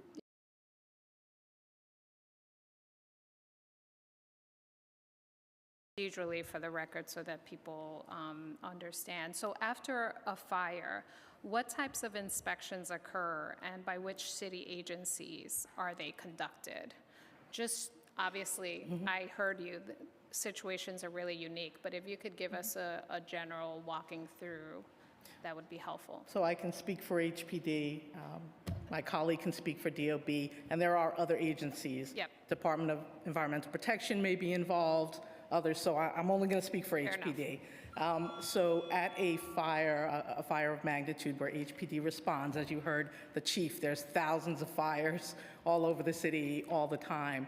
But to those that HPD responds, when our inspector gets to the building, usually if it's a larger fire, emergency management is on scene and is coordinating access to the building. The fire department determines and the buildings department determine when we can access the building to do our inspection. So an HPD inspector will assess what the damage is, whether a vacate order is required based on that damage. So generally, HPD vacate orders would cover things like no electricity to the building or significant water damage to apartments. Our vacates do not cover structural issues, which would be covered by the Department of Buildings. Once the vacate order is issued, it is approved, posted at the building, it is posted online. Information is shared with the American Red Cross and with our emergency housing services to enable tenants to receive the services, whether it's free housing or whether it is just other types of support, as you mentioned. In a larger fire, HPD will monitor the work that's happening at the building, again, in coordination with other agencies. There may be interagency meetings in the days immediately following. I'm sure several council members have participated in those types of meetings. Determinations are made about what work can move forward, what work may require appropriate permits, or again, if DEP is involved, what type of monitoring is necessary. And depending on the scope of the damage, decisions may be made about rescinding vacates from apartments that maybe had no damage and were just waiting for a restoration of service, or were vacated because of damage to, the front doors of the apartments, and those are quickly resolved. But some, again, take more time depending on the damage. Thank you. If I could just, I realize I'm over time. It went so quickly. I guess I'll just ask a few quick questions, and then, so does the FDNY or HPD ever communicate directly with displaced residents, or does all of that communication, is all of that communication expected to flow through the landlord? Most of the communication to the tenants from HPD's perspective would happen through emergency housing services. So if someone had accepted services and we were aware of changes to the status, they would be advised through emergency housing services. And the fire department doesn't perform any outreach post-fire. We just ensure the safety of all the occupants and the inspectors. That's why we don't allow anybody in the building right away. We want to make sure everything is safe, and then we turn the building over. So we don't do any outreach post-fire. So if a tenant is denied re-entry after building has been deemed safe, what recourse does a tenant have? And where do they turn for help? In most cases, that's considered an illegal lockout, and a tenant should seek legal services for their specific case about what is occurring. And does HPD even provide that information to people when they experience fires? I believe that that's what we advise people when they advise us that they are being not allowed to return. Is that information provided at the time of the fire? I could not say that that is happening right now. It might be good for the Understood. for the information we're going to work on together. In terms of, do city shelters ever, and I understand this is not the agency, but if you bear with me, do city shelters ever investigate whether families entering as a result of a fire may be eligible to return home through the determinations of FDNY or HPD? Entering a homeless shelter, yeah, or through like emergency the services? communication. I think the question is trying to get at the communication between obviously the emergency shelter system and whether or not homes are deemed safe for return, like what that communication flow. So at the fire scene, what we do is if people are displaced from their building or apartment, we coordinate with NYSUM, we coordinate with the American Red Cross, and we get that, we're there, right? So we get that ball rolling so the people can be taken care of. And through NYSUM and the American Red Cross, they would look to see where they're going to place these people. Right. And in terms of HPD, are you? If the tenant comes to us at a later time looking for emergency housing services, and they are looking for those services, and we know that the vacates have been rescinded, we do provide that information. Okay. I guess we look forward to working together because this is still very much a gap. I have never seen interpretation on site available, and I've never seen concrete materials that could really help. For me, the way it operates on the ground is the landlords have the simple onus and information and kind of do whatever they want. And then families are distributed dealing with this trauma. And we're often trying to find them, and Red Cross has been great, and connecting them to legal service providers, and they're constantly at a disservice. And so there's a real gap here that I think we can work together to address. I do know too also when families or households are engaged with our emergency housing services, they are provided information about filing with HCR, for example, to protect their rights to return. So that information is given to them by emergency housing services. I can't speak for tenants who don't engage with us. And emergency housing services is under HPD? Correct. Okay. All right. Thank you, Chair. Thank you so much, Councilmember Aviles. I'll now, I wanted to just put a note. I'll ask questions about this later, but in terms of determining timelines for access to the buildings, I just want to note, one, my gratitude to DOB and to HPD, because on the folks on the ground, they know their stuff. They know what's going on. They have estimates about, it could be anywhere from 3 days to 2 months, Councilmember. And I think that some of that transparency, and I understand the hesitation, right? I hear it from the staff on the ground, like, please, I can't, I'm not allowed to say this, but why, right? There's a bit of certainty that we can give to the tenants so that they can plan their own lives. How long am I going to be, commuting from this place to my place of work, to my kid's school? How long am I going to be without a stove? And things like that. So just want to reemphasize the need for that transparency that could come through Councilmember Aviles' bill. With that, I want to turn it over to Councilmember Dinowitz, followed by Councilmember De La Rosa. Thank you very much, chairs. Good morning. First, FDNY Assistant Chief Woods, I want to thank you. You were mentioning training, and we've had a number of the training sessions in my district. They've all been fantastic, and people walk away very, very pleased with the amount that they've learned, and I feel we have a safer community because of it. One of the big discussion pieces that came out of the Twin Parks fire, the area we need to work on is self-closing doors. Can you talk a little bit about the number of violations that have been issued since the Twin Parks fire regarding self-closing doors? The fire department, when we inspect a building, we don't inspect the interior of apartments as far as self-closing doors. But we I'm sorry, continue, I'll listen. But we do receive data from HPD regarding that. So they share monthly data with the fire department, with the FDNY. Our data scientists, we have a program called RIBIS. It's a risk-based inspection program. Our data scientists review, they look ways to improve the formulas. So we concluded that some categories are useful. We can't put this into our RIBIS program all at once. Some categories are useful, but we have discovered that they are already included in the algorithm with the 311 data, so it would be a duplication of effort.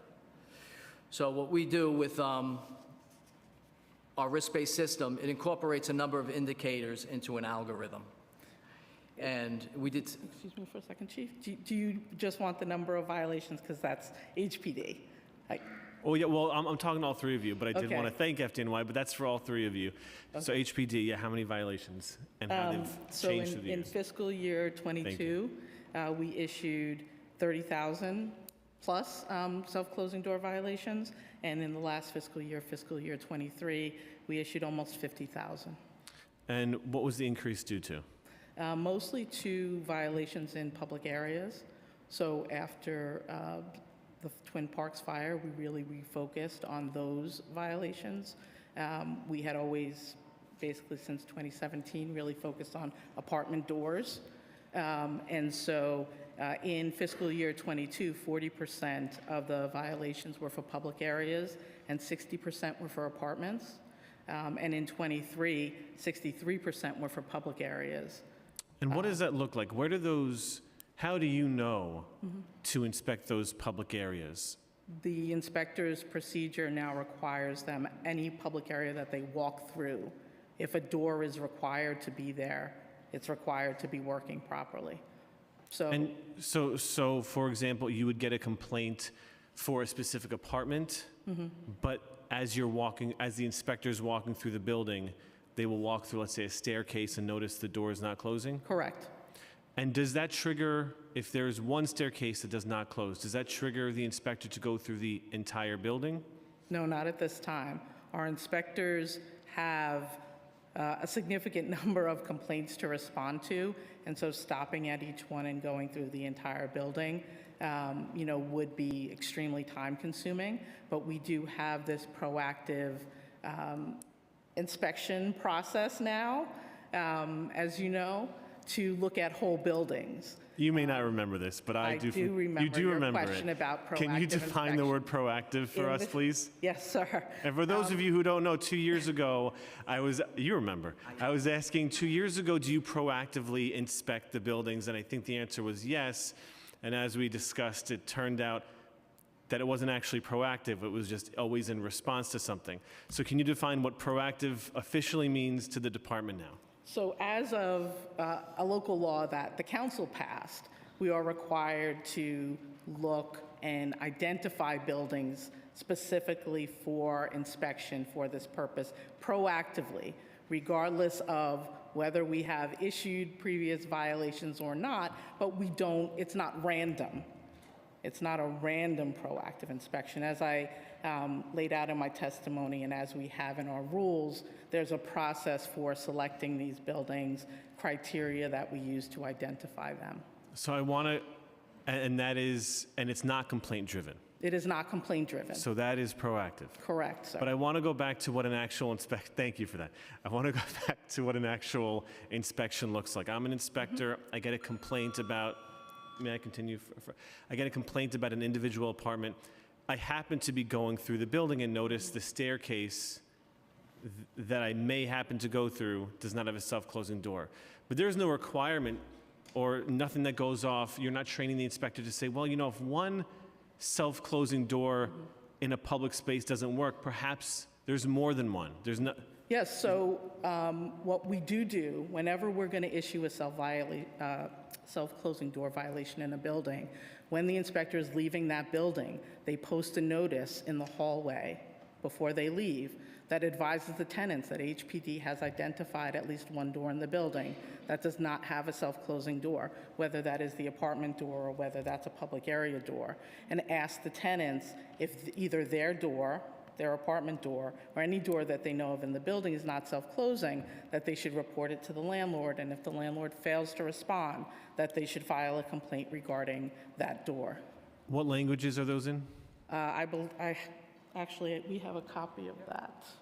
I believe that there are indications in multiple languages that advise the tenant that they can get all of the details of the notice. And before I I see, I would love to see it. And before I do, is it your estimation that the font is and the writing is accessible to all who might live in the building?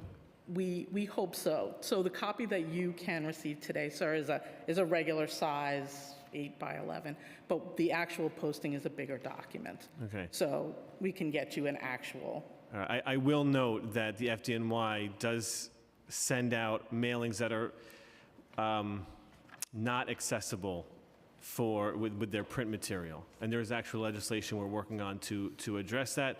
And so I'd love to see that because I am hoping HPD does not make the same error, especially when it comes to safety. So you only go, if you happen to find one, there is nothing in your protocol to say, hey, you're walking to an apartment, just check one of the staircase doors, check one of the doors. There's no protocol there. It's if they happen to be walking through. And then if they happen to be walking through, they will not inspect any of the other staircases, but sort of put the onus on the tenants to see the posting. That's an accurate description? Again, council member, our inspectors have limited time to get to all of the complaints that we're receiving proactively from tenants who have identified an issue in a place, and we are trying to use our resources in the best way to make sure that we can both respond to tenants and be on alert for hazards that are in our line of travel in our response to that complaint. And does the inspection include not just if the doors are self-closing, but if the doors are held open through various means, whether Yes. it's door stops, hooks? And if you see the hooks that can permanently hold doors open, are those legal or illegal? Violations are issued for that. Violations are issued. Is there any circumstance in which a staircase door or a doorway in between a hallway are allowed to be held open? Not to my knowledge. I will have to check with our experts to Okay. give you a final answer. Would DOB or FDNY know one way or the other? Those doors have to be maintained closed at all times. Okay, and under no circumstances are they to be held open with any device whatsoever? No, devices, no. They're fire doors. So it's to protect the occupants of that building. And just last question, and then I'll turn it back to the chair. Some buildings have fire doors, separate exits for within the apartment, separate egresses. Are the same rules applied to those doors, including having latches, including having knobs to pull them closed, and be self-closing? Do the same rules apply to those secondary exits? Yeah, if you have a secondary exit from an apartment, it has to be maintained clear. You can't open that door. You're saying a secondary exit into the hallway, for example. Into the hallway or into Yes. the staircase, those also have to be self-closing, also have to have latches. Yes, to my knowledge, yes. Yes? Okay. I mean, can you give me an example? What type of building are you talking about? An apartment building An apartment building, may non-fire? have your main door, which we know has to have self-closing doors and a doorknob, right? Correct. Some buildings, the apartments have a secondary door to exit in case the first exit is blocked by a fire. So the tenant can exit through their fire door, which sometimes lead into the hallway, lead into the staircase. Are those doors, are all exits to an apartment required to be self-closing, latched, have a handle to pull the doors closed? Do the same rules apply to those secondary exits, those fire doors? So I could speak to the building itself, but inside the fire apartment, they have to maintain clearance to get out of that apartment. We don't do inspections inside that apartment. So I could speak to the stairwell doors, the building entrance Okay. door, and the door to the roof, the bulkhead door. Okay. HPD, DOB? Not sure. My understanding is that doors that lead to public areas from apartments, so lead to public hallways, lead to public stairs, are required to also be self-closing. And would those be inspected per the inspector's inspection? The inspector is supposed to be checking the doors from the apartment. Okay. Thank you, Chair. Thank you, chairs. Thank you.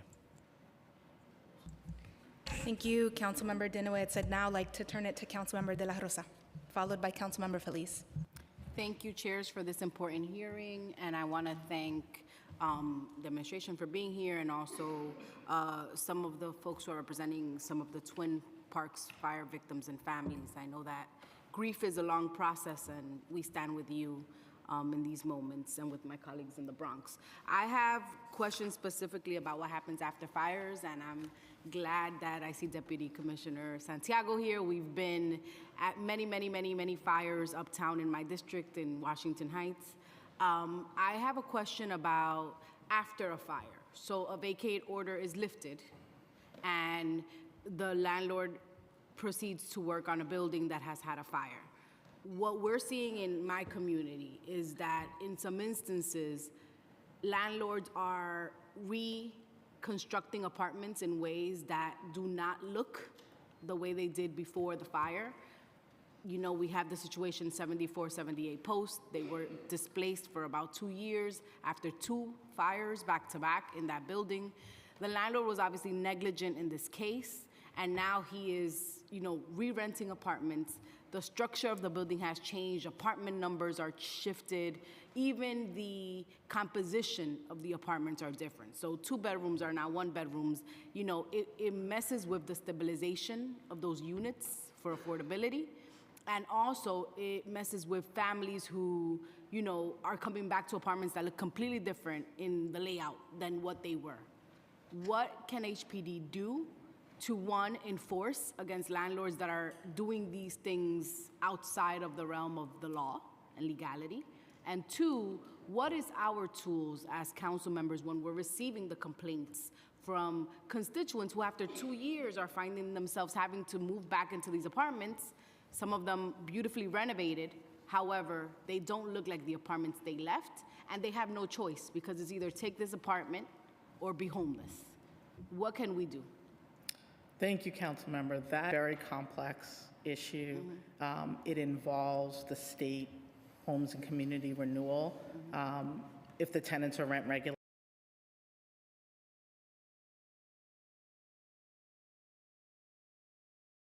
and I think in this building that is clearly the case.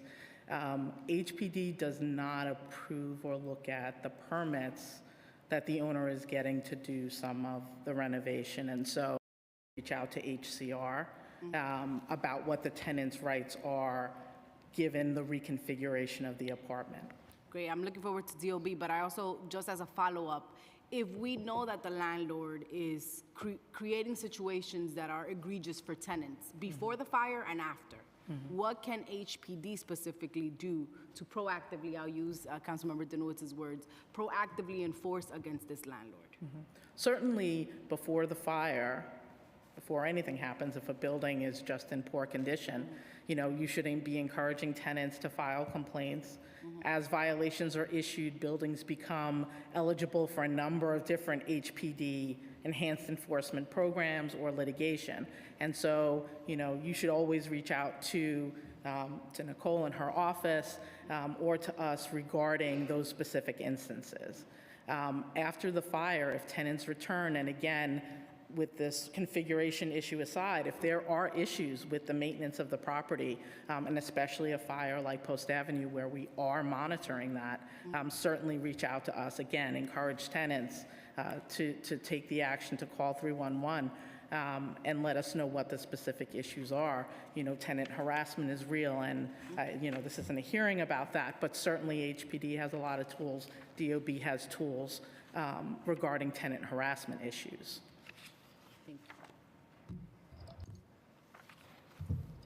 Hi, Councilmember. I'm not familiar with the specific building you referenced, but happy to follow up to look into the specifics. But my understanding is also that it would be a state issue regarding what the rights of tenants are to return. But we have heard of similar incidents in the past, and we've cooperated with tenants who've had these concerns. We've helped them track down the original plans for the building. So that's our experience, but happy to look into the specifics further. Okay, I'll be reaching out. And Chair, if I may, I have one question for the fire department. I have a question about the smoke dampers. So you testified today that it would be very high cost, possibly, for the smoke damper legislation. Do you have more details as to the backing of what that cost looks like? And also, you said smoke dampers, you don't consider ineffective or malfunctioning smoke dampers to be a persuasive problem. But yet, here this legislation has identified it as a persuasive problem. So what is the disconnect, and what is the department's position on the smoke damper issue? So we know smoke dampers are useful. We understand that. We have not seen widespread non-compliance with the existing code for smoke dampers We're talking smoke dampers and an HVAC system, right? So we don't think the inspection regime proposed by the council would necessarily be the best use of the resources for the fire department. It's a very, very expensive proposition. So I don't know the cost, but we would have to process all the submissions of the good tests and the faulty tests, obviously personnel costs, right? Deadline of each location, issuing violations for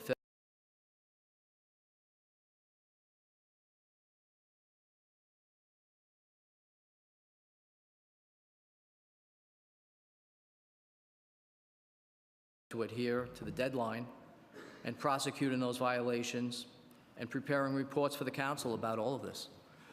Does the department currently track fires that may be related to? Okay, well, we look forward to a follow-up. Yeah, thank you. Thank you.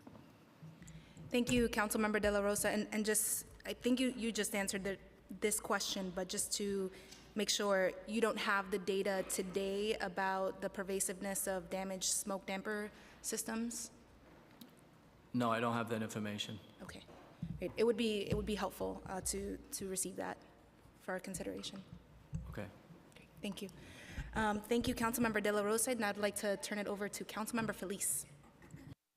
Thank you. Thank you again, Chairs Sanchez and Ariola, for this hearing, and also thank you to the Fire Department and also HPD for all the work that you do on the issue of fire safety. So a few questions, and I guess the first ones are for the Fire Department. Last week, we had another tragedy in Harlem, a fire that quickly escalated, 17 people injured in that fire. So just wondering, besides the fire, what went wrong? What allowed the smoke to spread throughout the building and that fire to affect 17 people in that building? And also, I'm hearing that there was a door that was left open. That's correct. If yes, was the door, the self-closing door defective, or did somebody put something to stop it from closing?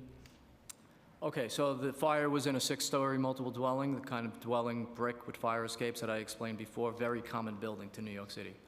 The fire started on the 3rd floor. The apartment door was open. We believe the fire started by a lithium ion. There were blowtorch conditions into the hallway. People were trapped on the upper floors. So the first way we get people out of a building is via the interior stairs. So our truck companies move in on the fire floor. Second truck company goes to the floor. We have members on the floors above. We go above that fire.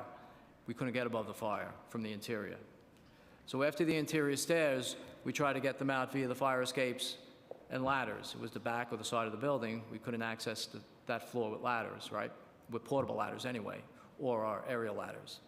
They were blocked off from the fire escape. That's how much smoke was up there. They couldn't get to the fire escape window, so they're hanging out of the window. We use that's called a life-saving group rescue evolution.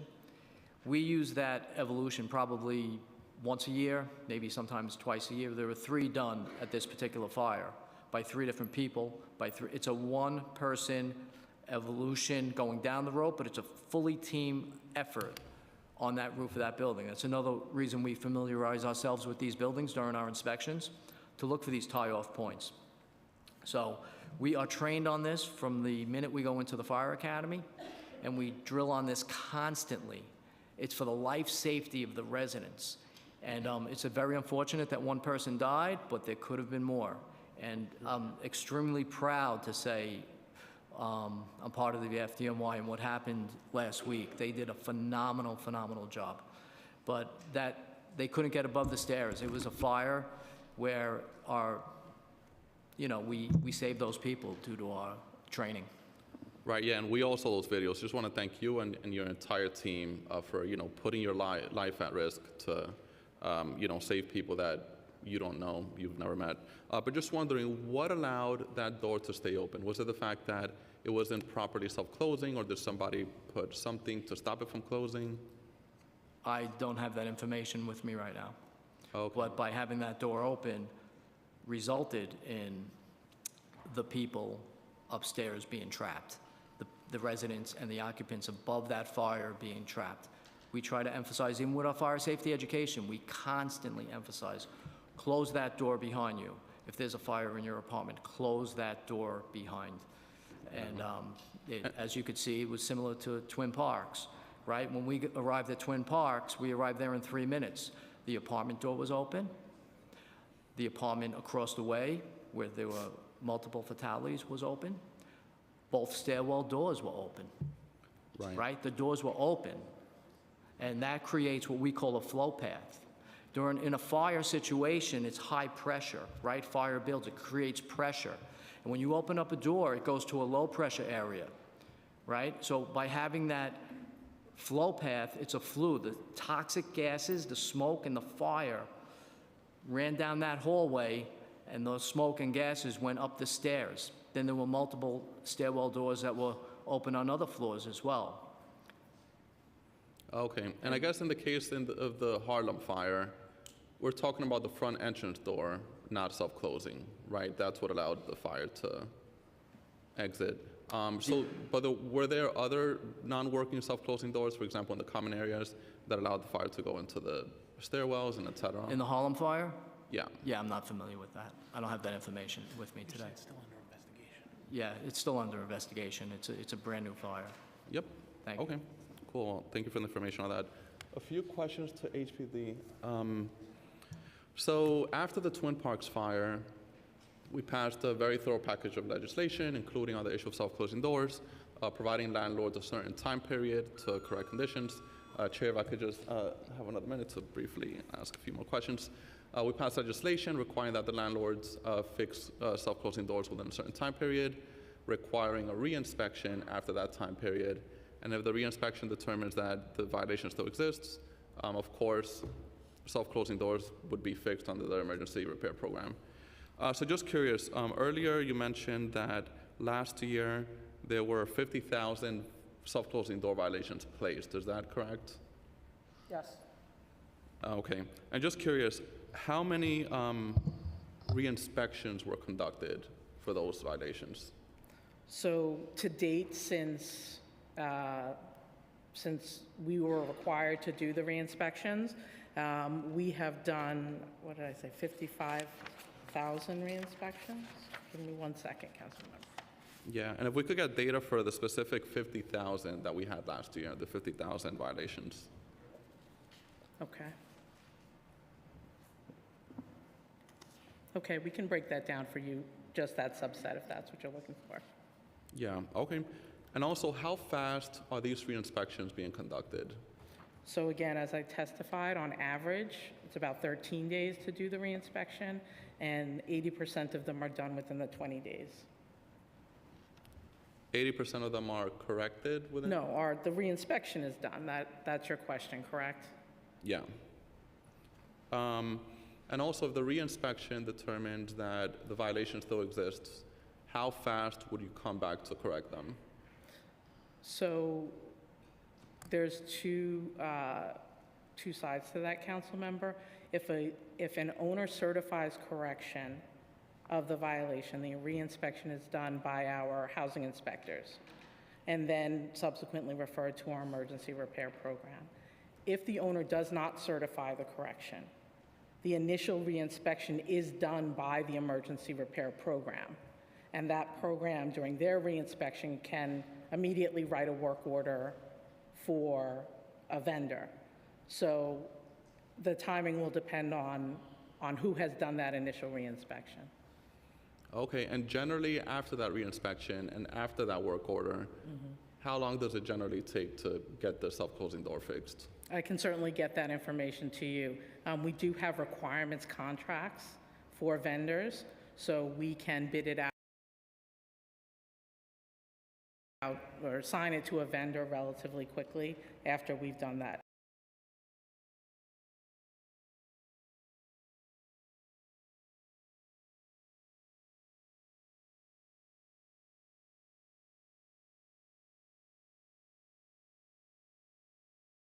Inspection. Yeah, is it safe to say that it generally gets fixed within a month, gets fixed within a month, gets fixed within a month, gets fixed within a month, gets fixed within a month, gets fixed within a month, gets fixed within a month, gets fixed within a month, gets fixed within a month, gets fixed within a month? Generally, We have done an incredible job at bringing up the number of housing inspectors since around in housing inspectors. The challenge comes during the periods when our other workload is high. Right. And I cannot downplay that. During the coldest periods, when we try to reallocate all of our resources to responding to heat and hot water, it becomes a challenge to meet the timelines that you've set. Yep, cool, sounds good. Thank you so much for the information. Great, thank you so much, Councilmember Feliz. I am now going to turn to my questions. However, I'm very cognizant of the time. There is a hearing that is supposed to start in this room at 1 p.m. So if we can, I will keep my questions short, and hopefully we can all keep the answers short as well. So first up, I just want to extend, excitement with the FDNY about, the numbers that you cited about the reduction in space heater caused fires between 2022 and 2023. That's exactly the direction we want to go to. 27 to 12 is very impressive. So first up, just a follow-up question from HPD's testimony. HPD, you testified that after Executive Order 12, you have modified your inspection processes to notify FDNY when there are missing fire safety notices. FDNY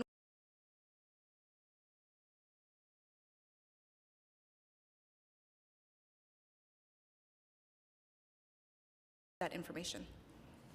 So,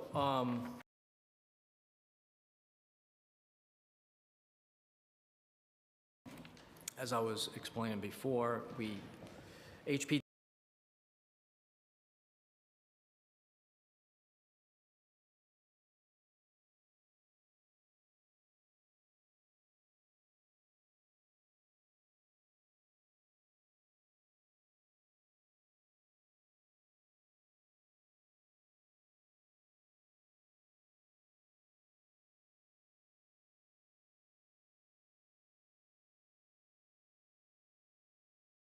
this RIBIS program to identify risky buildings.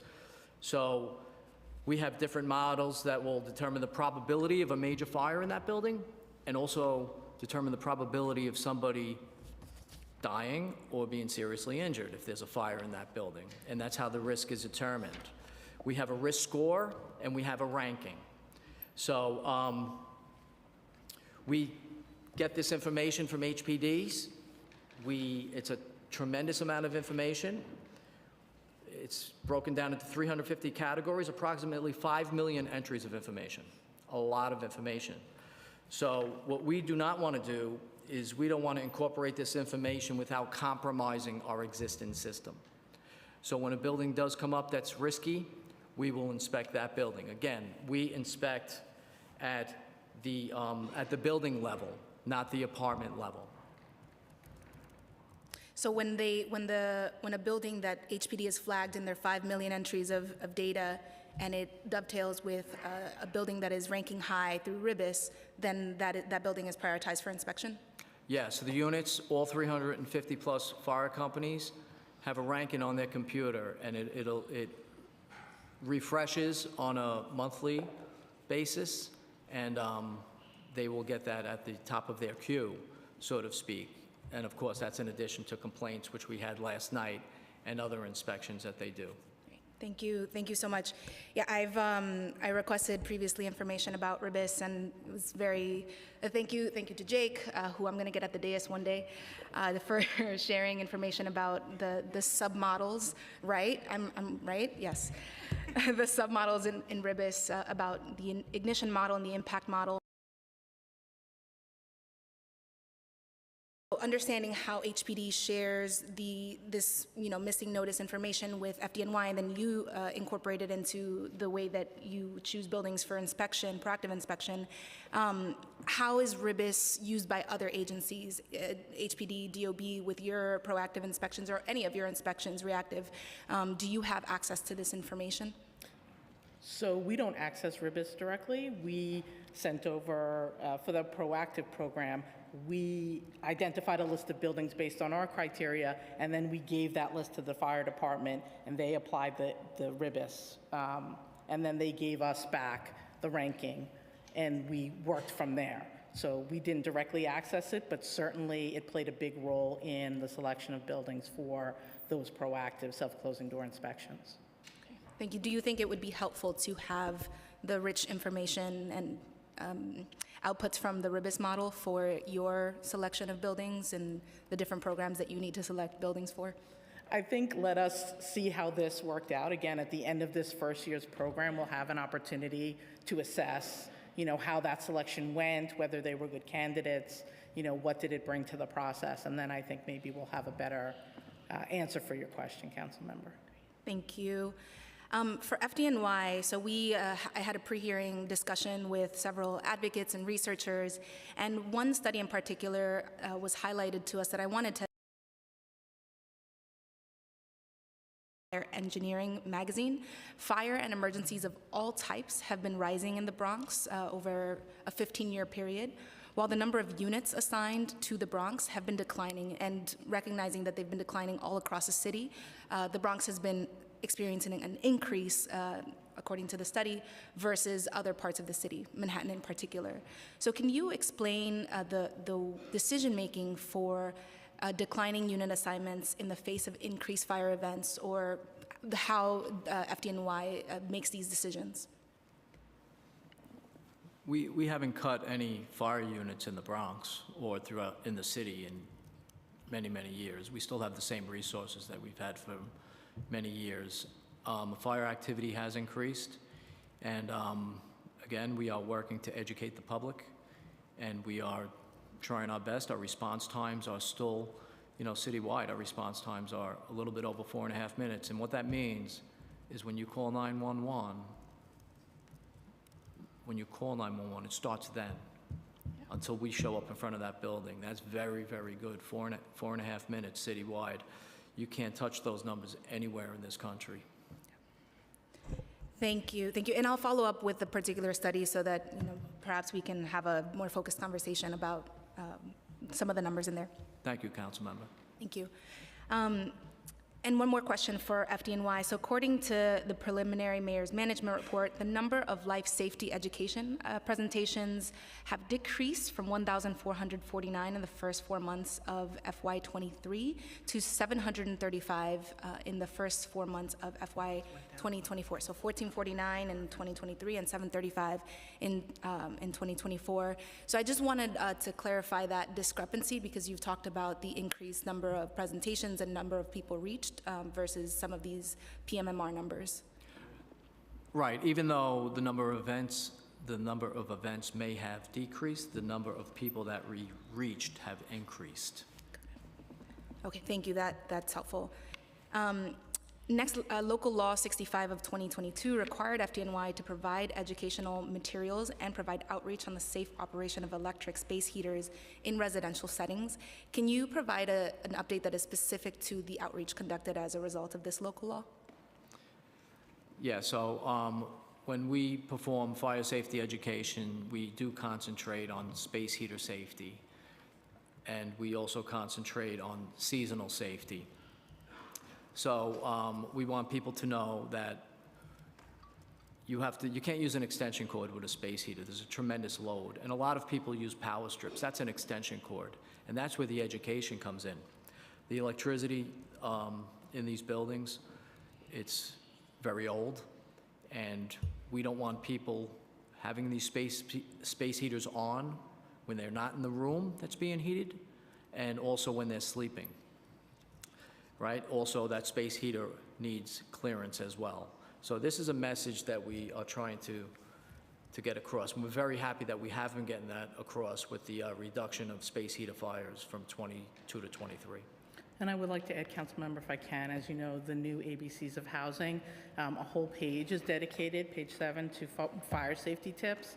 And that does cover give space heaters space, the lithium-ion batteries, extension cords, kitchen safety, clear exits, and escape plans. So we do encourage tenants, hopefully it's in a very easy to read format for them, amongst other things that they need to know about keeping their home safe, and we would encourage, that to be used as a resource. Thank you, Commissioner. Yes, plug for the ABCs of housing. It's a lot of very, very good and useful information. Transitioning over to DOB and following up on the chief's remarks regarding extension cords, we are considering an update to the electrical code. How would, from the department's perspective, to the extent that you have the data available, how would some of the updates that we're considering in the electrical code benefit some of the challenges that we see with building electric capacity? Thank you for that question, and thank you for the introduction of the electrical code. We're very excited. We can add it to this hearing if there's still time. So the electrical code update is very significant in that it's a complete overhaul of the electrical code, which hasn't been updated since 2010. So right now it's our most outdated code. So we see it, serving as a wholesale benefit to the city. It updates all the electrical components of buildings, allows for the incorporation of new technology, and we can look into it a little further to see how it addresses your specific question. Happy to follow up on that. Yeah. Thank you. And just to flag for you, one of the concerns that I heard from advocates is that the City of New York does not require retrofits of buildings' electrical systems.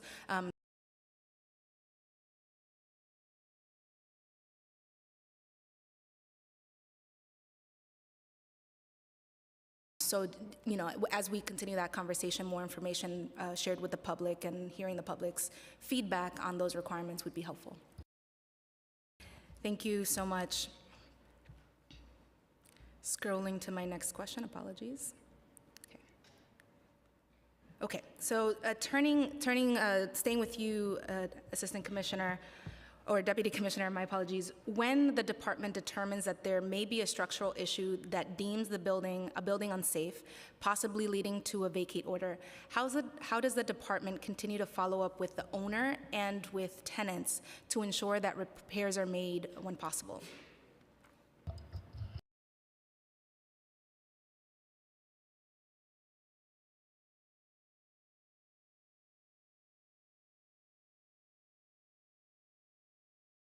What the issues are that led to the vacate being issued, and then after that point, the onus is on the property owner to conduct the necessary repairs in order to have the vacate lifted. Once the repairs have been conducted, then we conduct another inspection in order to lift the vacate order. But as you're familiar with larger vacates that impact significant portions of buildings, it can get pretty complicated to lift the vacate order. There's a lot of moving parts. We work closely with our partner agencies, as Deputy Commissioner Santiago mentioned earlier, and there have been instances of increased coordination by DOB with property owners, their design professionals, their contractors, and even tenants.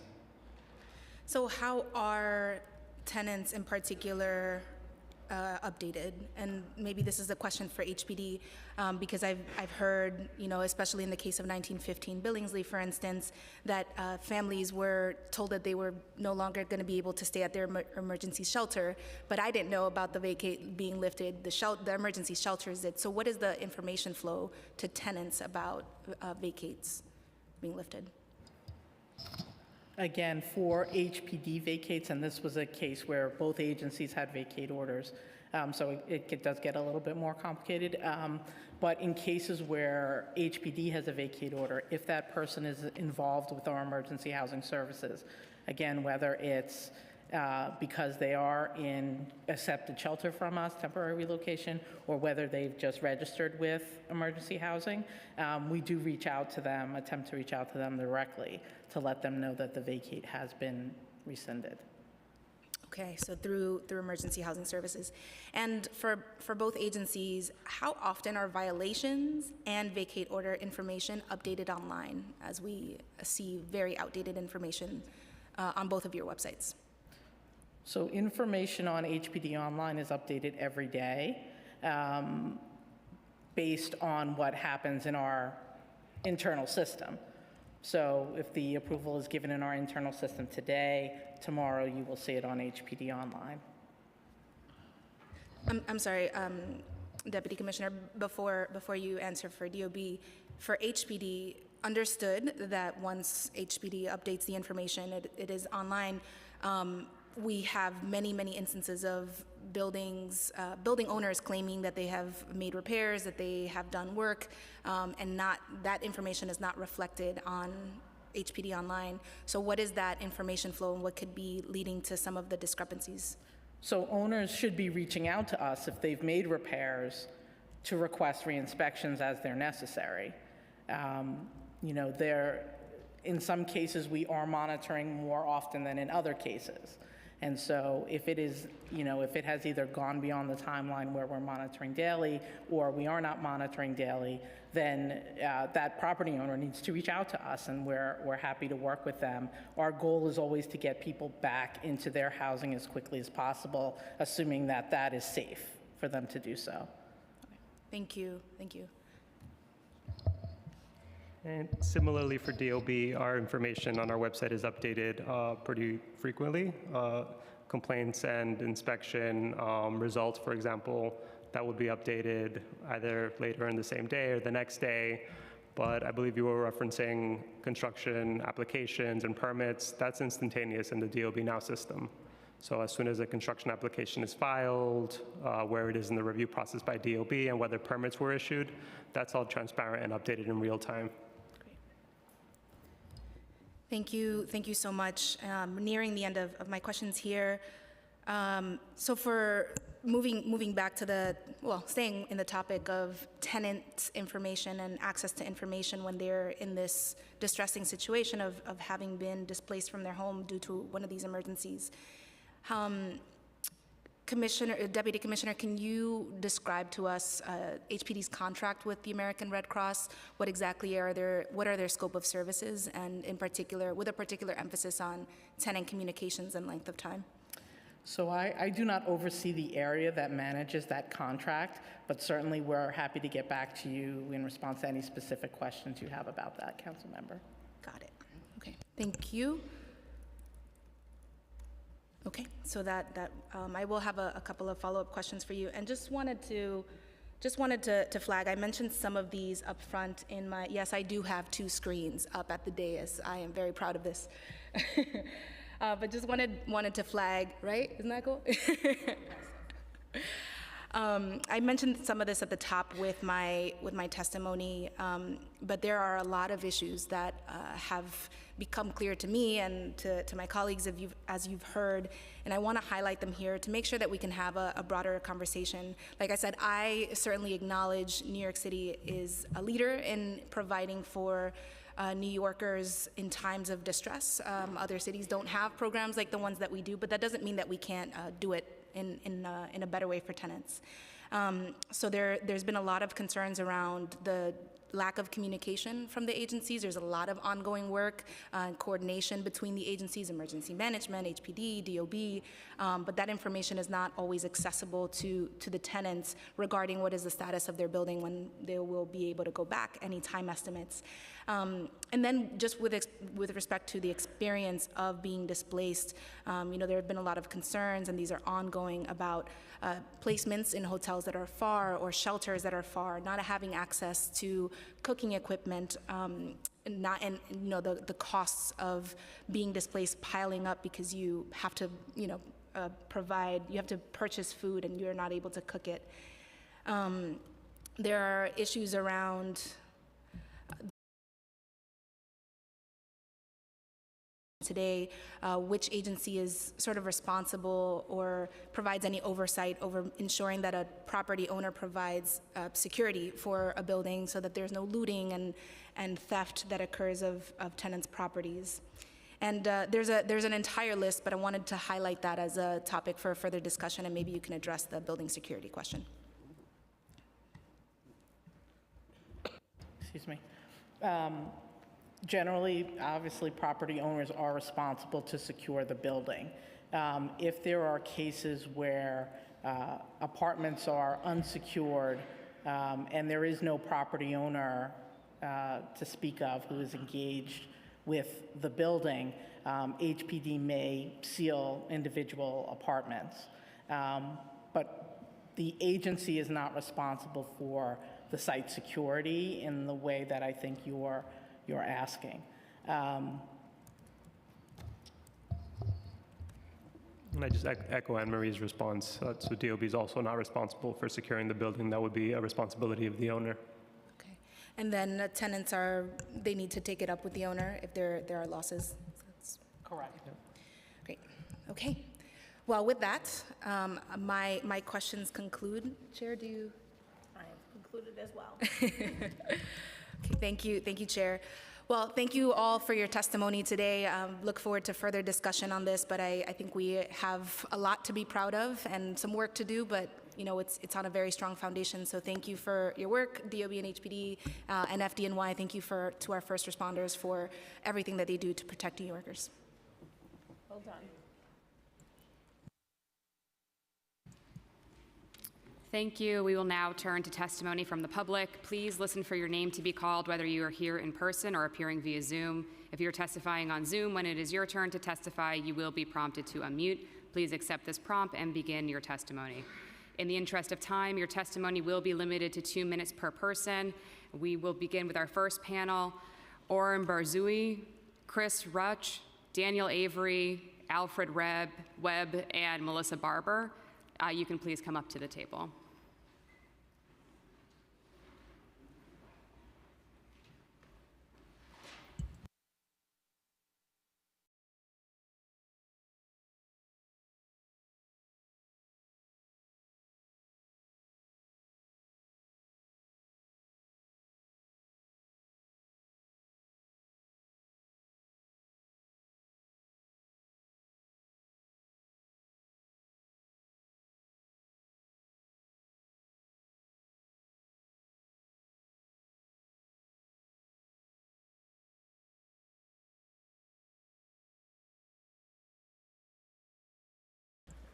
And whoever is ready can begin.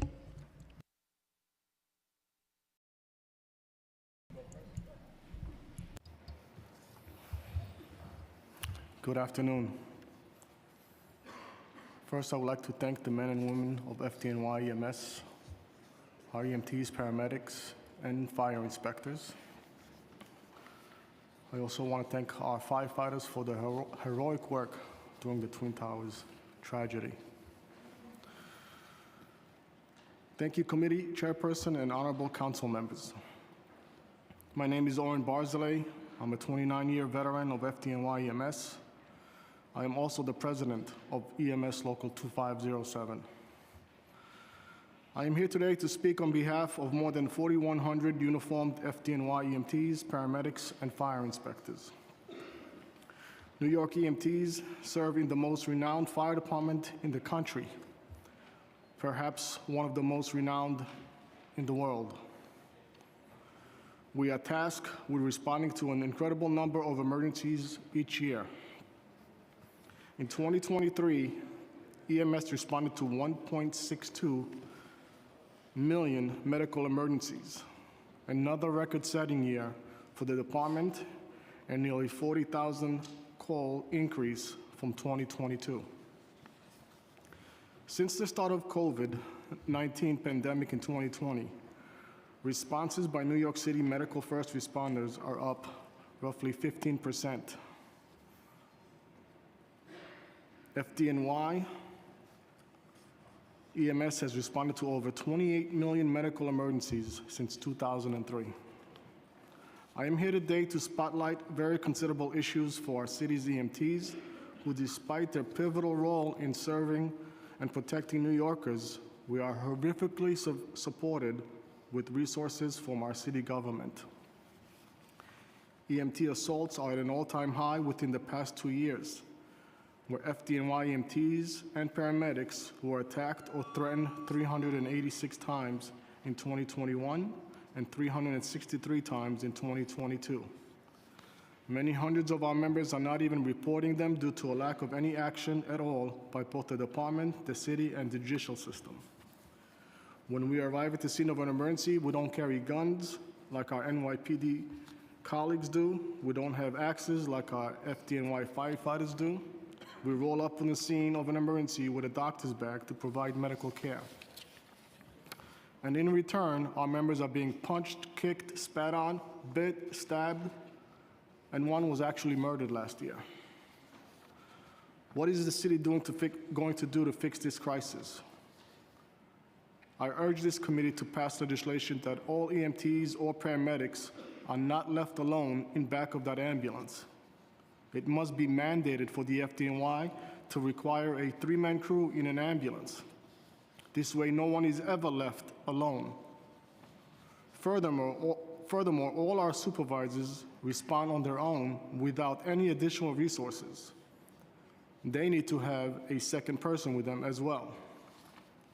If you're faced with such high chance of getting assaulted in your workplace, it's an employer's responsibility to keep the workforce safe. That protection is non-existent. Perhaps it's time the city designated EMTs and paramedics as peace officers. EMS is being totally starved of necessary resources to allow us to work safely and protect the city's citizens at the same time. Right now, the FDNY is providing body armor and ballistic vests on a voluntary basis.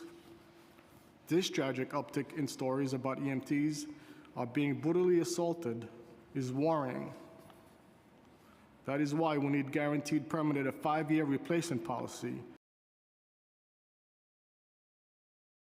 Strongly about keeping our members prepared for any situation or scenario, even in the case they are faced with danger.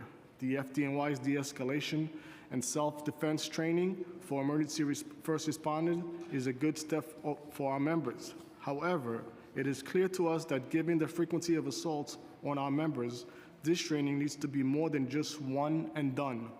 It needs to be mandatory yearly training. If the expectation is to keep EMTs within the FDNY while also attracting new members, there must be a sizable investment, the city that demonstrates commitment to this department. The alarming trend of surging assaults is causing members to leave the department altogether to find work that is safer and also pays more. The dedicated women and men of EMS and the citizens we are sworn to protect deserve better attention and protection. Thank you for your time. Thank you for your testimony.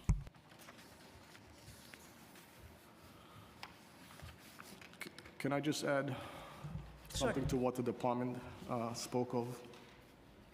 We do not have a replacement policy. I'm sorry, could you repeat? We do not have a replacement policy for a ballistic vest. Some members carry 15, 20-year-old vests. Okay. There are currently 1,200 members who do not have an updated vest. Our inspectors are not civilians. They are uniformed personnel by law. In the Bronx, last month, the FDNY shut down an entire EMS station and relocated those resources to the borough of Manhattan. While they are $2.3 billion funded agency, there has been no increase in funding to EMS.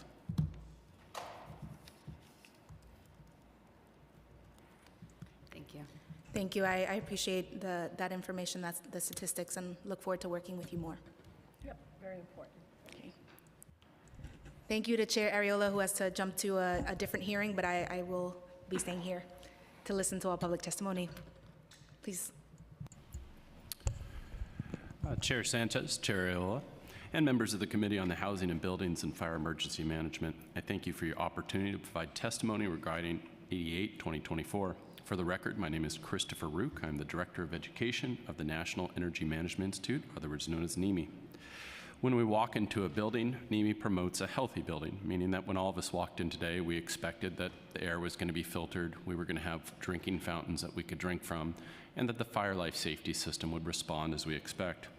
The majority of my career has been proudly being the eyes and ears of the inspectors and engineers. I would crawl in all the god-awful places in a building that no one else wanted to crawl. I would look at fire dampers, which are really just doors that stop inside a ductwork the movement of movement of smoke and fire. Smoke control systems that control smoke, and smoke removal systems that help clear smoke so people can get out. As an experienced field technician, I can tell you that a significant number of the fire dampers and smoke control systems do not operate as designed. Occupants depend on these to get out of a building. First responders depend on these to enter a building. And I can tell you about all sorts of individual experiences I had, but I would encourage you to look at the 2021 University of Maryland study. 53% of dampers, fire life safety dampers in existing buildings needed repairs. 41% of existing building stairways required repairs or adjustment. meaning the stairways that are supposed to pressurize slightly so people can get out didn't function. These are very high numbers for a fire life safety device. My second comment is on the importance of workforce standards included in 88. Unfortunately, inspectors do not have all of the time and resources to individually check every part of a life safety system. Workforce standards give the inspector certainty that the report they are looking at and being handed was completed by a technician that is qualified. And there's precedence for this. This is how we do elevators, fire sprinkler systems, fire alarm systems. The inspector needs to have a report by people they can trust. Thank you for your time. Thank you. My name is Alfred Webb. I'm a local manufacturer of a fire smoke dampers, smoke dampers, combination fire smoke dampers, which are used in buildings. I'm also a member of SMACNA. And so when we look at buildings, we see them as complete objects that are supposed to function to inhabit people in them in a safe environment.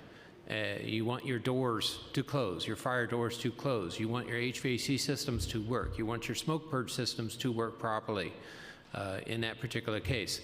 What I have before me here is a damper, and there are hundreds of thousands of these in the New York City buildings. Now, how they work, because I don't know as to whether you're aware of this, but you'll see these inside walls. If you were to open up the walls and look at them, they prevent the spread of fire smoke from one side of the wall to the other side. What happens is the little pieces I gave you will melt at about 165 degrees, and when that happens, this is what happens. This closes. Make sure everyone's awake. Now, what that does is it prevents, again, smoke and fire from this side of the wall to get to this side of the wall. Now, if this isn't properly done, if isn't properly maintained in the time period that is stated 4 years for most buildings and 6 years for other buildings, if it's not tested, someone doesn't come along physically touch it and work on it and make sure it works, then what happens? We have smoke that'll go from one side of the wall to the other side of the wall where people are. And people need to be able to get through those means of egress safely. That's how buildings are designed. They're designed with means of egress that are supposed to be clear, open, have oxygen in them, like stairwells, pressurized stairwells, and like hallways, so that people can go there and evacuate the building safely. So thank you very much for your time. Thank you. Thank you for spooking all of us. I didn't mean to do that, by the way. Phil warned you. It's a good spook. It's a Hi, good afternoon. My name is Melissa Barber. I am with SMACNA, Long Island. I've submitted my testimony to the council, which echoes that of many others in support of Intro 88. So rather than being redundant, I just want to thank you for your efforts and your attention towards improving fire event outcomes in New York City. March 25th will mark the anniversary of the Triangle Shirtwaist Factory, that horrific fire in 1911 that trapped and ultimately killed 146 garment workers. That tragic fire served as a catalyst for implementing workplace safety standards. Today, fire still serves as a powerful reminder that we must always be vigilant in updating and enforcing our codes and laws around fire safety. In New York City, ensuring, as other jurisdictions have done, that qualified individuals inspect fire smoke dampers and smoke control systems that, would be another positive step in prevention. So thank you. Thank you. Good afternoon, Madam Chair. My name is Daniel Avery. I apologize in advance for not having any sound effects, just testimony. I'm the Director of Policy at the Real Estate Board of New York, aka REBNY, and I'm testifying on 17A, having to do with electric vehicle chargers.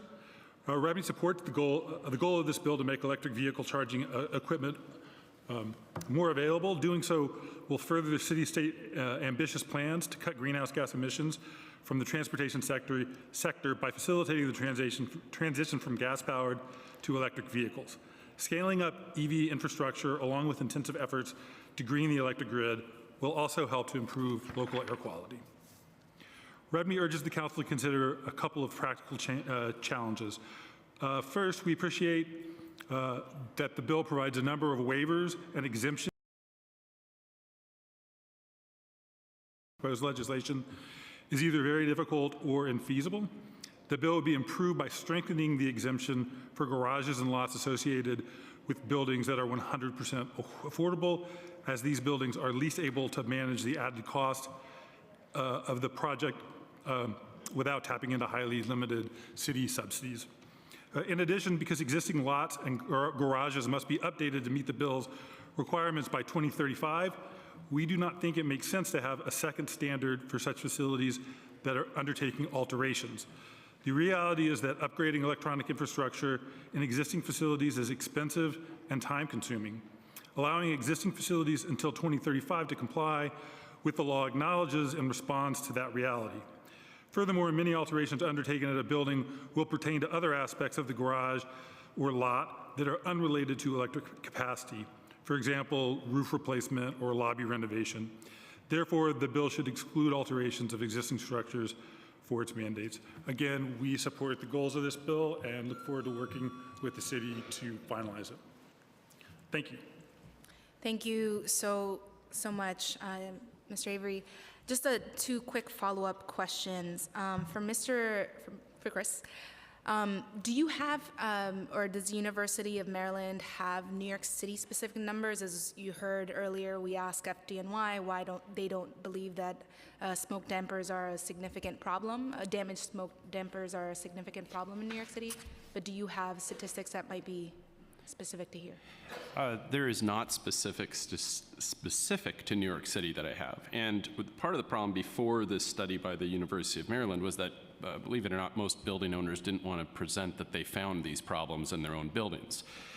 University of Maryland, though, was very comprehensive. It looked at over 170,000 dampers throughout the United States. So that, to my knowledge, that is the best study that we have. Okay, thank you.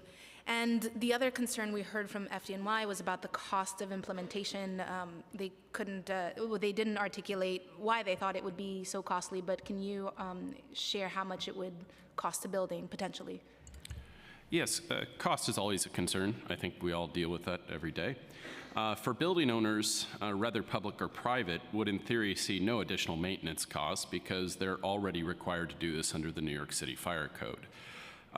And so it'd be hard to argue for added costs. Now, for buildings that I've seen that do have a large cost to this is ones who have not been following their regional fire code, and now they're doing an inspection after, say, 20 years of not doing it. It would be like bringing your car to the mechanic after 20 years and hoping that there wouldn't be any fees. Now, on the inspection side, again, anytime you're doing anything, I agree there's always some kind of added cost. However, the goal here would be to add this requirement to existing inspections. So part of the reason that there's workforce standards there was to address that. So that way when an inspector goes out, they would simply say, can I see your smoke damper report? And then they would verify that it was done by a qualified technician. A way to simplify it more would be to work with the fire department and come up with a New York City specific cover sheet that would address exactly what they need. That way very quickly they could look at it and say you've already done it. You've seen this happen in cities like Philadelphia, where they just added it to their existing programs. So high-rise buildings that are part of the program that were already submitting data, just submit that same data over to the city. It's an additional checkbox. So when they're doing those 78,000 inspections that they were talking about from the uniform side, in addition to the ones on the fire prevention side, they would add it to their list. Thank you so much, Chris. With that, thank you to this panel. We are going to have to move over to the committee room, which is that room right there. So what we're going to do is we're going to call up the next panel, and instead of setting up here, please set up over there, and we're just going to move over since there's a committee hearing happening here. The next panel is going to be James Callahan, Anthony Guerrero, John Jackson,